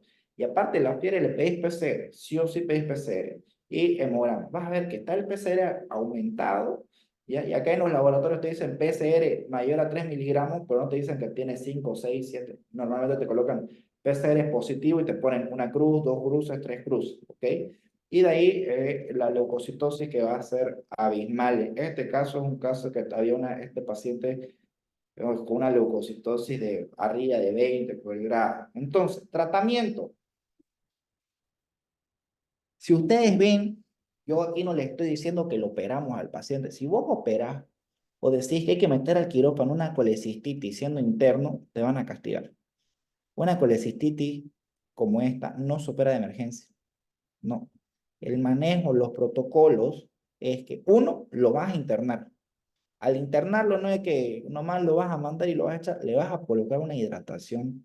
Lo tenés que empezar a hidratar al paciente, tenés que ver de darle antipiréticos, analgésicos, tenés que hacerle un manejo completo. Eso ustedes no lo van a hacer como interno, pero lo que ustedes tienen que saber es que ustedes ven un paciente con colecistitis y antes que le diga el residente, el médico general, el especialista, el subespecialista o la enfermera o lo que sea, porque todos te van a mandar, ustedes ya van a decir, tiene colecistitis, le van a decir, muchas veces se van a atrasar los otros médicos, pero ustedes vayan ayudándose y vayan haciendo el tema del papeleo de la internación. ¿ya? Para que ustedes puedan tener la oportunidad de entrar a cirugía, porque si ustedes se quedan ahí velándolo y como ven que nadie hace nada y ustedes no hacen los papeles que les toca hacer como interno, cuando toque entrar a la cirugía no vas a poder entrar, porque vas a tener que hacer todo esto que no hiciste antes, porque cuando el médico, el cirujano dice ya a quirófano, no importa si no tiene ningún solo papel, lo van a meter al quirófano, ya, porque el tipo manda. En cambio, el cirujano va a decir, oye, y la documentación, y no le hiciste vos como interno, no vas a entrar al quirófano. Entonces, ustedes acá no tienen que pensar tanto, ay, tengo que dar este antibiótico en este goteo, que esta hidratación. Ustedes como internos piensan, debo internarlo, ¿para qué? Para poder entrar al quirófano y para entrar al quirófano y poder ver, para poder aprender, para poder vestirme, para poder meter mano. Entonces, internación, y si te preguntan, el antibiótico que se les da es, se cubre ambos. ¿Por qué? Porque de predominio, ustedes saben que las clasificaciones de la cefalosporina ya de la primera generación cubre más gram positivo y conforme va avanzando cubre más gram negativo. Entonces la ceftriaxona es una cefalosporina de tercera generación, entonces te cubre más gram negativo y el metronidazol, bueno, el metronidazol le pega a todo, ¿ya? Pero principalmente se coloca este metronidazol por el tema de los anaerobios, por el Clostridium y ceftriaxona por tema de gram negativos, empezamos por Escherichia coli, igual el metronidazol le pega la Escherichia coli. Y después de que vos lo internás, lo estabilizaste, le quitaste el dolor, la fiebre, bajaron los laboratorios de redujo la leucocitosis, ya está controlado el paciente, ya está estabilizado, ya está todo mejor, con la cistectomía. Se la sacás, se la pelás. Entonces, el tratamiento como tal, aquí como les decía, ya vas a hacer la hospitalización y la hidratación parenteral. Ya se le va a suspender la ingesta de la vía oral. ¿Ya? ¿Por qué? Porque el paciente al comer cualquier cantidad de comida o lo que sea, va a estimular la vía biliar y le va a doler más.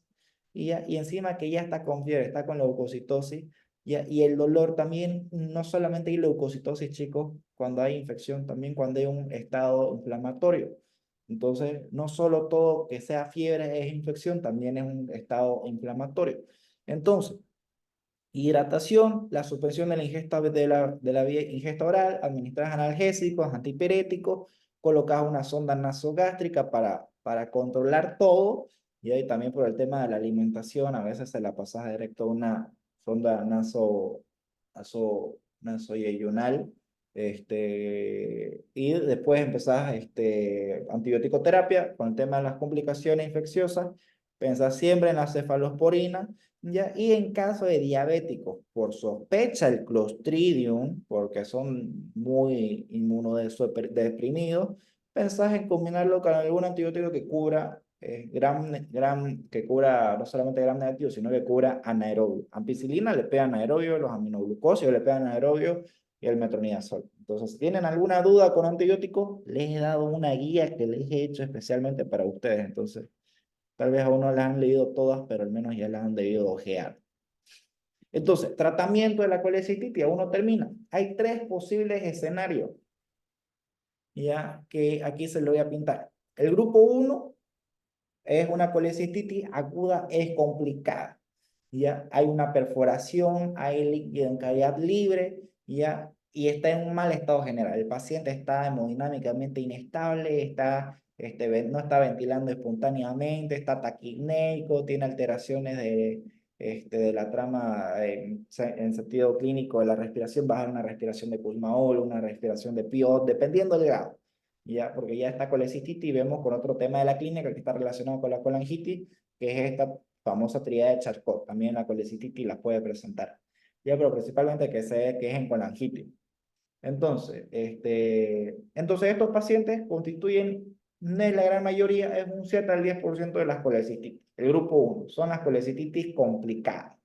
Ya están perforados. Normalmente, ¿en quiénes se ven? En abuelitos y en diabéticos. Ahora, el grupo 2 son pacientes ya que son tratados médicamente y no evolucionan bien.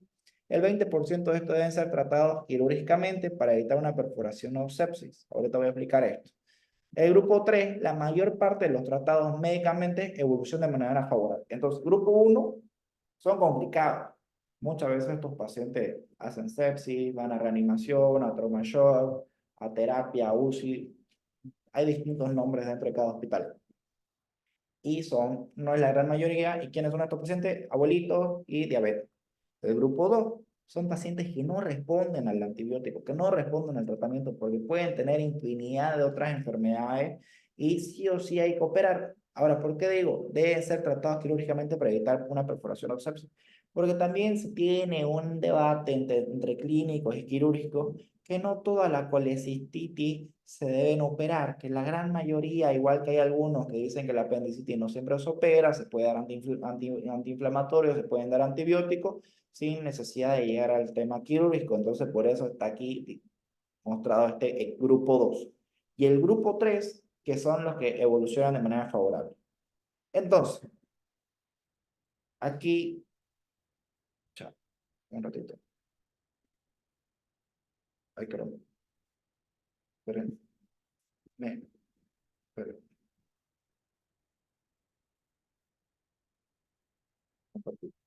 Ya. Entonces, aquí es, van a disculpar, aquí era colangitis. Entonces, esta colangitis viene a ser todo lo que sería un cuadro inflamatorio infeccioso ya en el colédoco. Ahora, ¿qué sucede acá en el colédoco? En esta parte del colédoco debe haber una presión de 10 centímetros, ¿ya? De H2O, o sea, de agua. Entonces, esa es la presión que maneja el colédoco.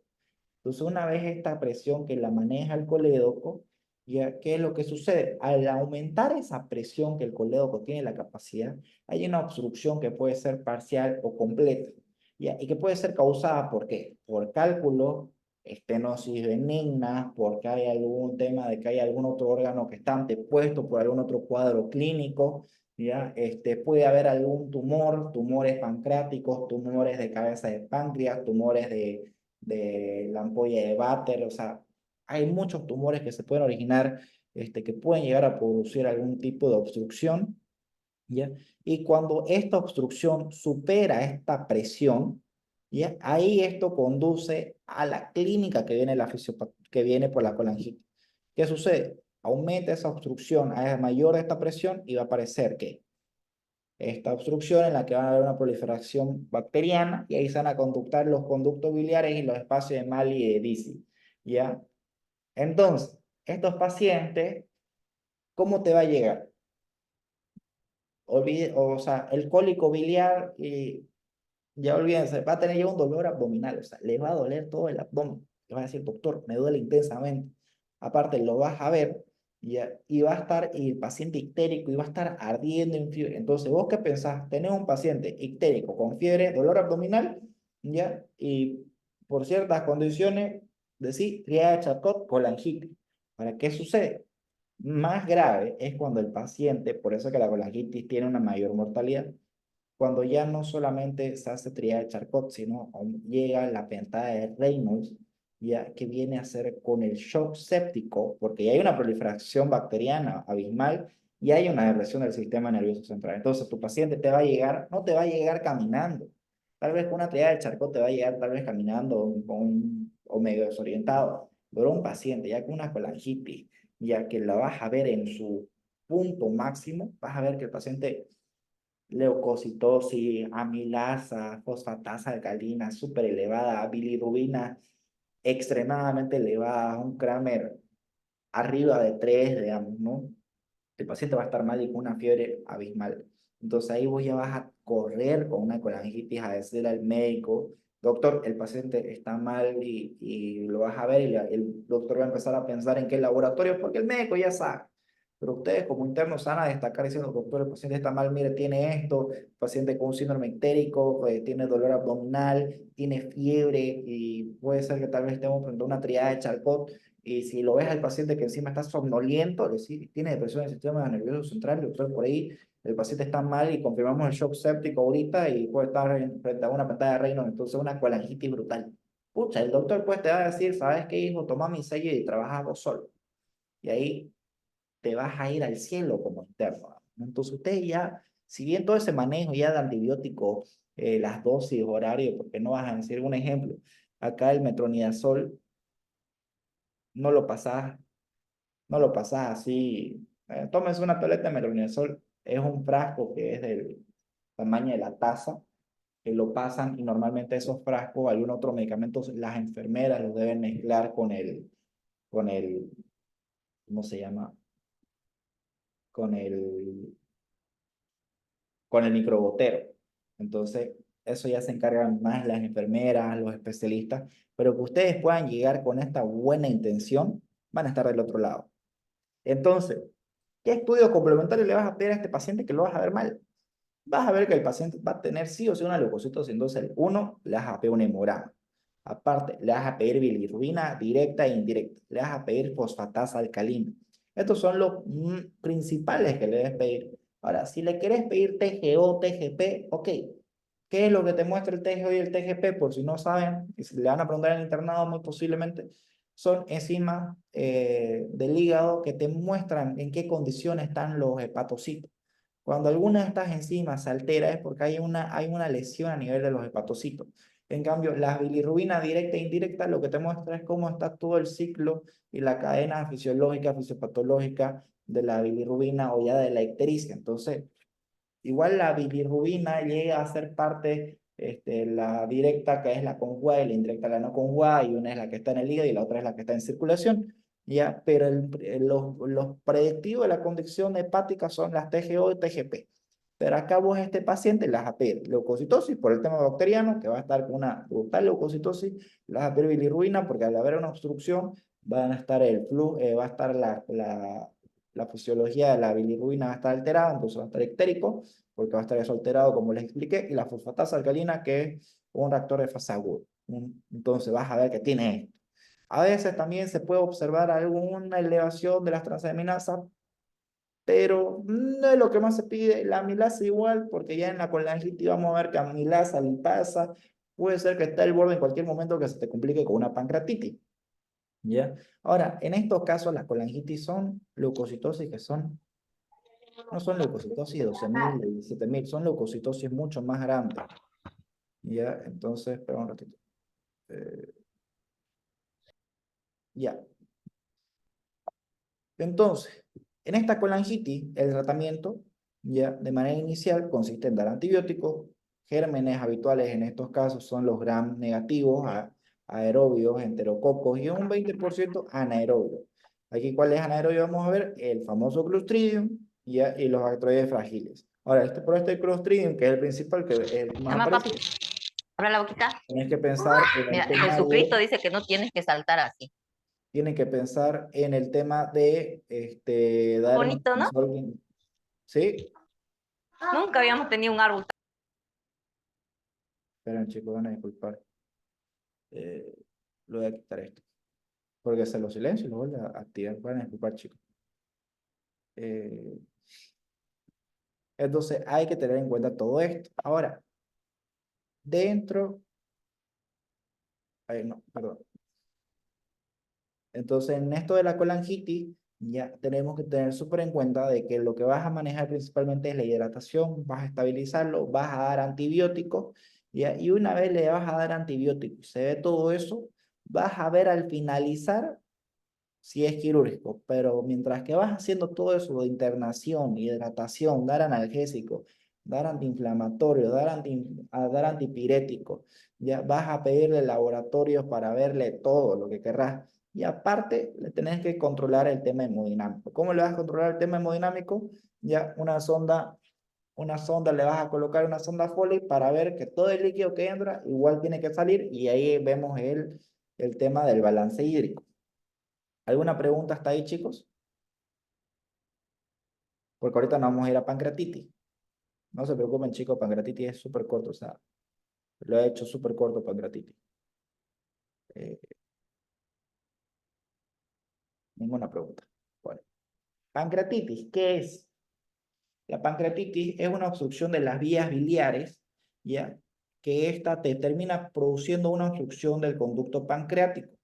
Y ya te obstruye el conducto pancreático principal, porque como si se acuerdan por la anatomía, ya, ¿esto qué sucede? Se obstruye el conducto pancreático principal, ya, o por el tema ya en la ampolla de Vater, entonces ya ahí no puede drenar el páncreas, todas sus enzimas pancreáticas, entonces el páncreas empieza a autolesionarse por la liberación de sus enzimas dentro de su estructura, en vez de que se liberen dentro del duodeno. Ahora, el páncreas se dice que es como una señorita.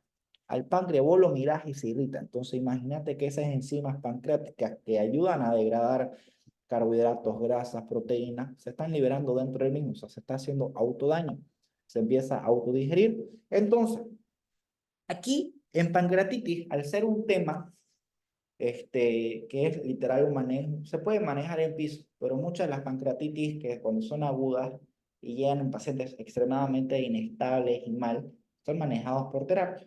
Pero ustedes como interno no necesitan ver todo eso. ¿Qué es lo que necesitan saber? Criterios de Baltasar. Criterios de Baltasar, de Ramson, de Atlanta. Entonces, su solución, porque en pancreatitis a ustedes no le van a pedir que lo manejen. A ustedes lo que le van a preguntar en pancreatitis en su visita es, bueno, a ver, chico, este paciente tiene pancreatitis. No le van a decir, a ver, decime, no sé, Majo, ¿qué es la pancreatitis? Etiopatogenia, factores de riesgo. Lo que tienen que saber es que la pancreatitis es la inflamación del páncreas y las causas son de origen litiásico o alitiásico. Litiásico, un cálculo amigrado ha impactado dentro del páncreas, en la ampolla de Vater, el esfínter de Oddi, ¿ya? O está por el colédoco, entonces eso ya está inflamando el páncreas. ¿No? O sea, es por un cálculo que se ha desimplantado y el páncreas no puede drenar su contenido en el duodeno. Y las causas alitiásicas es por trauma, por intoxicación por alcohol, por exceso de utilización de aire. Entonces, esa es lo que tenés que saber de pancreatitis y de ahí criterios de Baltasar. Entonces, criterios de Baltasar, sencillito, grado A es un páncreas normal, en grado B es un tamaño que el páncreas ya va a estar inflamado, va a estar difuso, en un grado C es un páncreas que ya va a tener una inflamación peripancreática, o sea, ya alrededor del páncreas lo vamos a ver que va a estar inflamado, y el D y L es que van a haber colecciones, o sea, van a haber abscesos, ¿ya? Entonces, acá en esto otro, ¿ya? Y este otro que es el de Ramson, no se vayan a olvidar, es los tres que tienen que saber, este que es de Baltasar, este que es de Atlanta y el último que es de Ramson. Entonces, en estos criterios de Atlanta, ¿qué vas a ver? Una pancreatitis leve, no va a haber ningún problema de falla orgánica. Luego en pancreatitis moderada, ya la falla orgánica no dura más de 48 horas y la grave no dura más de, la grave dura más de 48 horas. Entonces, no se olviden Baltasar y después vamos a tener ahí los de Atlanta y aquí los de Ramson. Ahora, este de Ramson, al ser el más largo, es prácticamente el que más pregunta. Este es el principal de las preguntas de las PASE visitas. Incluso en sus exámenes de grado, si algunos dan y no son de la Cato o de la Gabriel y van a dar examen de grado, típica pregunta, examen de grado, chicos. Criterios de Ramson, acuérdense, lo dije creo en la primera clase que un muchacho de ustedes preguntó, es el llega y el échalo. Entonces en el llega y el échalo es lo que vos valorás. El llega, ni bien te llegó el paciente, vale la redundancia de la palabra, desde el minuto 1 vas a fijarte la llega de leucocitosis, va a estar en la leucocitosis arriba de 16.000, el LDH va a estar arriba de 3.500 unidades internacionales, la edad normalmente son mayores de 55 años, glicemia va a estar encima de 200 miligramos de cilitro, el AST va a estar por encima de 250, y bueno, eso es cuando llega. De ahí a las 48 horas vas a valorar, ¿y por qué? Porque en este de Atlanta, en pancreatitis moderada, vamos a ver la falla orgánica. Ya si es moderada, tiene que ser menor a 48 horas. Entonces, si el paciente está inestable, está mal, solamente le duró 48 horas, pancreatitis moderada, y con esto valoras criterios Ramson, que son los criterios también de severidad. Entonces, luego de las 48 horas, ya en el segundo día, te vas a fijar el déficit de base. Tiene una base, o sea, el tema gasométrico va a ser el déficit de base, va a estar por encima de 4 mini-equivalentes litros. El calcio sérico, ¿cómo va a estar? Va a estar menor de 8. El hematocrito, o sea, si el hematocrito normalmente lo tiene el paciente, o sea, te vas a fiar y llegó, le hiciste un hematocrito, lo tenía el hematocrito en 45, y en 48 horas lo volvés le pedís otro hemograma y ese hematocrito de 45 ha bajado y está en 32, en 33, tiene una caída mayor al 10% o igual. Después le vas a pedir el boom, ya, que es el nitrógeno urémico en sangre, ya que debería estar por encima de 5. Después los líquidos, vas a ver que el paciente ha tenido que perder o necesitar más de 6 litros de líquido. Y bueno, en cuestiones de oxígeno, el paciente satura o puede llegar a saturar por debajo de 60, necesita tener sí o sí una oxigenoterapia. Entonces, con eso prácticamente es lo que terminamos hoy, chicos. Pancreatitis es corta, el manejo sí es muy amplio, pero en pancreatitis solamente les van a preguntar estas tres cosas.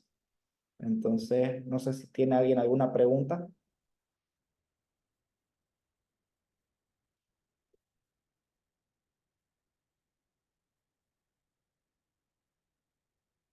¿No hay preguntas, chicos?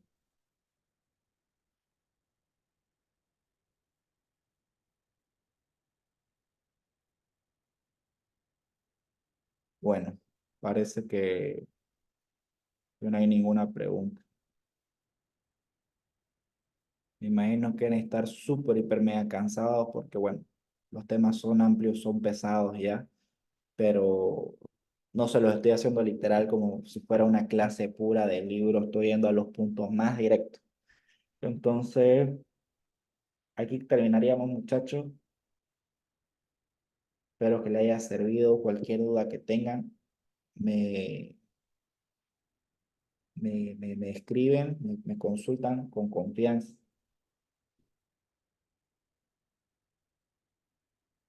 Ya, litiásico a litiásico, las causas de la pancreatitis, ya, cuando les pregunten qué es la pancreatitis, es un proceso inflamatorio del parénquima pancreático, el tejido pancreático. Ahora, cuando le pregunten cuáles son las causas o cuáles son los orígenes, bueno, la pancreatitis se clasifica en pancreatitis de origen litiásico y de origen alitiásico. Ahora, ¿cuáles son las pancreatitis de origen litiásico? Las pancreatitis de origen litiásico son porque un cálculo de la vía biliar ha migrado y se ha ido a impactar en la ampolla de Vater, en el esfínter de Oddi. Entonces, ahí se ha impactado y no permite que el páncreas pueda drenar su contenido. Entonces, al no permitir que drene su contenido, ese cálculo, el páncreas empieza a autolesionarse porque esas enzimas pancreáticas se liberan dentro de su parénquima y se autolesionan. Ahora, las alitiásicas, como dice A del prefijo que no hay nada, alitiásica es que no hay un cálculo. Entonces, las alitiásicas vienen a ser porque la persona se ha tirado la borrachera de su vida. Entonces, una causa de pancreatitis alitiásica es el alcohol, otra causa es el consumo de drogas, ya que puede ser cualquier tipo de drogas, estupefacientes, cocaína, etcétera, ya, o por el uso excesivo de AINES, o también por el tema de algún trauma. Ahora, ¿cuál se utiliza más? Ramson o Baltasar, se utilizan los dos, se utilizan los tres. ¿Ya? ¿Por qué? Porque en estos criterios, ya vos cuando el paciente te llega, ya lo que vas a hacer ya es criterio de Ramson, porque es el llega y el échalo. Entonces, cuando el paciente te llega, vas a hacer eso, ya vas a hacer Ramson, porque necesitas ver el paciente en qué estado se encuentra en ese momento.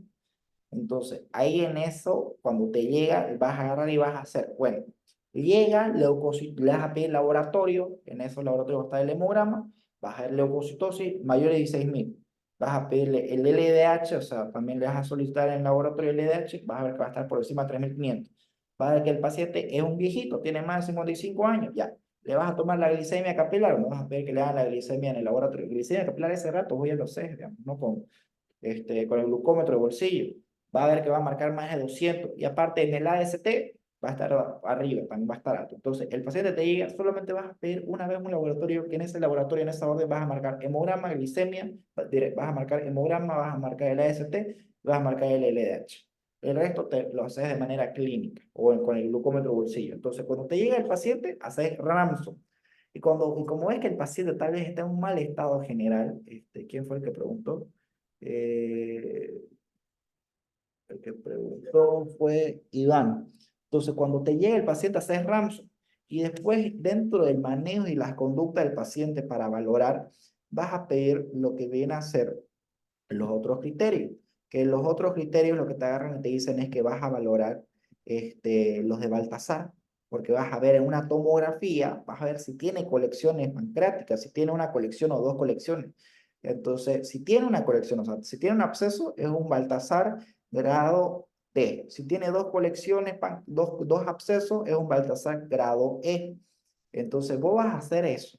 Ahora, el otro que ya hiciste Ramson, hiciste parte de Baltasar y haces los de Atlanta, el de Atlanta vos lo vas a hacer para clasificar su gravedad. ¿Ya? Entonces, ¿la diferencia cuál? Ramson es para ver en qué situación se encuentra tu paciente cuando llega. ¿Ya? Después vos vas a hacerle Baltasar para ver si el paciente tiene abscesos pancreáticos, si tiene uno, si tiene una colección o dos colecciones. Y después de valorar todo eso, ya a las 48 horas volvés a hacer Ramson y ahí vas a ver si tiene falla multiorgánica aún o ya desapareció su falla orgánica. O sea, ahí vas a ver si es moderada o es severa. Manejo. También podría volver a explicar cómo sería el manejo primario, por favor, o el paciente diría, ya, el manejo primario es una pancreatitis. Lo voy a hacer una pizarra. Esto por cuestiones de cultura, se los voy a hacer porque esto no lo manejan ustedes. Entonces, un paciente que tiene aquí pancreatitis, ¿pueden ver la pantalla? Sí. Sí, creo que puede. Entonces, ustedes tienen un paciente con pancreatitis. Este paciente que tiene pancreatitis, ya, es un paciente que es delicado, que es grave. Entonces, ¿qué es lo primero que ustedes van a hacer? Van a hacer los criterios de Ramson. ¿Ya? En esos criterios de Ramson, ustedes van a valorar el GIGA y el échalo. Ahí van a ver la leucocitosis, van a ver la edad, van a ver el LDH, van a pedir la ST, van a pedir también leucocitosis, edad, LDH, glicemia. Entonces, usted es el paciente que les llega con pancreatitis, con un paciente que le dice que le duele mucho y el tipo de dolor de la pancreatitis, ¿cómo es? ¿Ya? Es un dolor que es en cinturón, que es un dolor periumbilical que se puede irradiar hacia la parte posterior del dorso, del abdomen en el dorso. Entonces, puedes estar sospechando una pancreatitis y agarras y encima lo ves histérico. Puedes ya decir es un origen litiásico. Si no lo ves histérico y lo ves que es un gordito, que tiene pinta así de un hombre bien de comparsa y todo, y le preguntas, ¿usted ha bebido reciente? Sí, he bebido recientemente. Ok, entonces voy a agarrar ahí y vas a decir que, muy bien, este hombre ha tomado entonces una litiásica de origen alcohólico. Entonces lo revisas al paciente, haces el Ramson, ya le hiciste una revisión general, ya le revisaste todo el tema del examen físico, etcétera, ya vas haciendo el Ramson, le vas a pedir una orden de laboratorio, le vas a pedir el hemograma, le vas a pedir el LDH y el LAST. La edad y la glicemia lo haces ese rato con tu glucómetro y solamente preguntándole. Entonces, muy bien, vos ahí ya valorás y estás seguro que es una pancreatitis, ya hiciste el criterio de Ramson y haces los estadios. ¿En qué grado estará? Entonces, vos a este paciente, uno, lo vas a colocar en las indicaciones, que voy a anotar, lo vas a colocar NPO. El paciente va a estar NPO, nada por vía oral, sí, absolutamente nada. Lo vas a hidratar, porque seguramente el paciente si ha bebido o si es litiásico, un borracho después no tiene ganas de comer, ¿ya? Y como cuando come le duele, el paciente seguramente no ha estado comiendo nada, entonces no va a querer comer nada, ni va a querer tomar nada de agua, entonces lo dejas NPO, le colocas una hidratación adecuada dependiendo del peso del paciente y todas sus necesidades, sus requerimientos, entonces lo hidratas. Después, aparte de hidratar, vas a colocar una sonda nasogástrica, Después, aparte de colocar una sonda nasogástrica, vas a colocar una sonda Foley también, porque tenés que controlar todo lo que entra y todo lo que sale. Aparte de hidratar, antes de esto vas a hacer un electro, haciendo de cuenta que estamos en ese momento de la llegada del pancreatitis, vas a hacer un electro.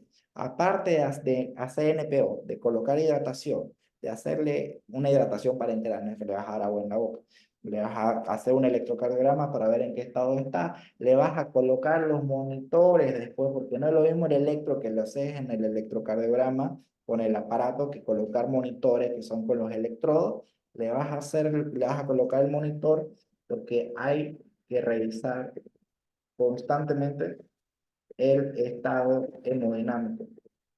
hemodinámico del paciente. Entonces, muy bien, aquí vamos desarrollando, un ratito, chicos. Entonces nosotros aquí vamos desarrollando esto. Entonces, NPO, le hidratamos, le hacemos un electrocardiograma, vemos que está todo normal, que no tiene ninguna alteración, le colocamos un monitor, no solamente para ver el pulso, la frecuencia cardíaca, presión arterial, sino también para ver la la saturación de oxígeno, ya colocamos sonda nasogástrica, colocamos sonda Foley. Aparte de colocar eso, ya va a salir hasta que todo eso vas armando. Y si lo ves que el paciente aparte tiene fiebre, tiene lo que sea, ya empezás a ver el tema de la antibiótico-terapia, ¿ya? Pero hasta eso seguramente ya salen los laboratorios y ahí vas a ver si tiene leucocitosis o no. Si no tiene leucocitosis, puedes optar por no utilizar algún antibiótico porque puede ser que no sea una pancreatitis grave, puede ser que sea una pancreatitis que está empezando y que se le puede manejar y que simplemente hay que dar reposo glandular. Entonces, hacer un reposo, que el paciente no tenga nada de ingesta. Ves que en estos casos principalmente son los pacientes que no son de origen litiásico, son alitiásicos, entonces se hace reposo. Entonces, un paciente que solamente sea porque bebió mucho o porque tomó mucho antiinflamatorio, mucho AINE, solamente vas a hacer esto. ¿Ya? Y vos retiras el alcohol, retiras los AINES, retiras todo eso y el páncreas va a volver a la normalidad. Ahora, si es de origen litiásico y el paciente está con ictericia, está hemodinámicamente inestable, está así todo mal y lo ves y lo ocultas y tiene derrame pleural y tiene de todo, bueno, ahí el manejo es distinto. Entonces, ahí vas a ver que tu paciente, ya, aparte, va de... Espera, quiero controlar esto.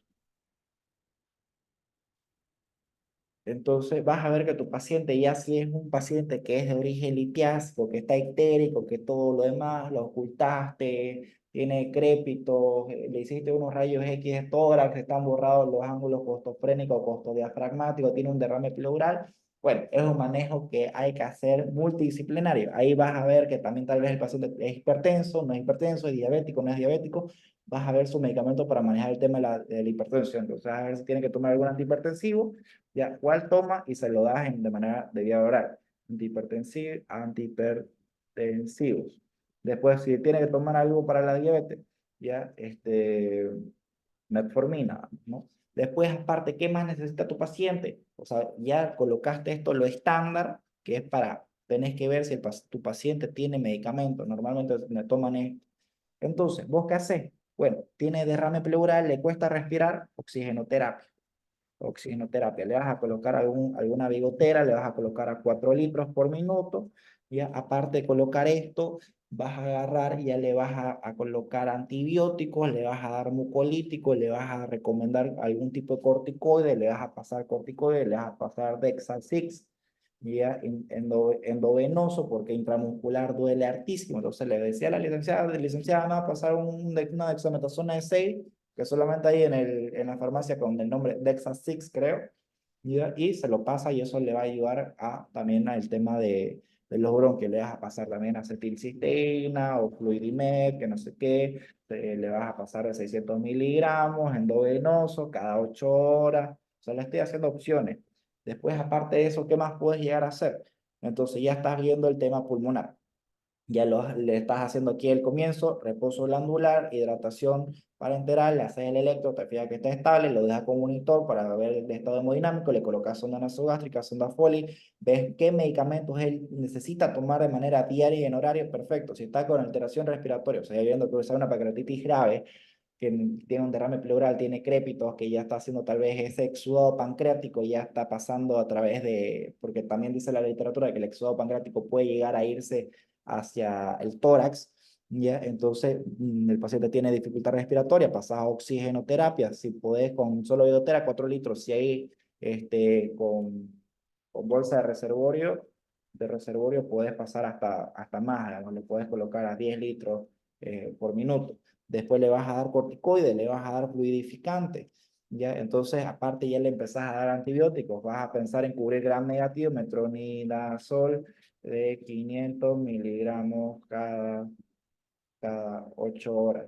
Y a cada 8 horas también vas a pensar en gram positivo, o sea, le vas a hacer un ceftriaxona.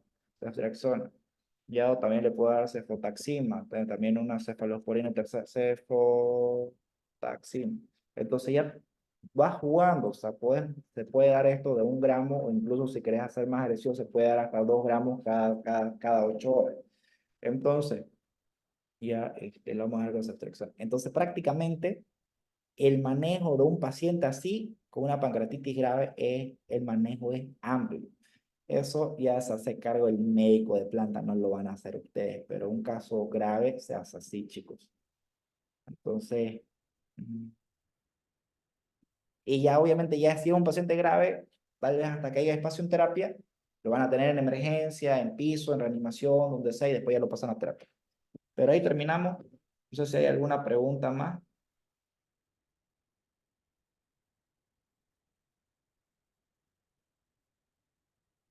Neta. Bueno, chicos, eso sería todo. Entonces, voy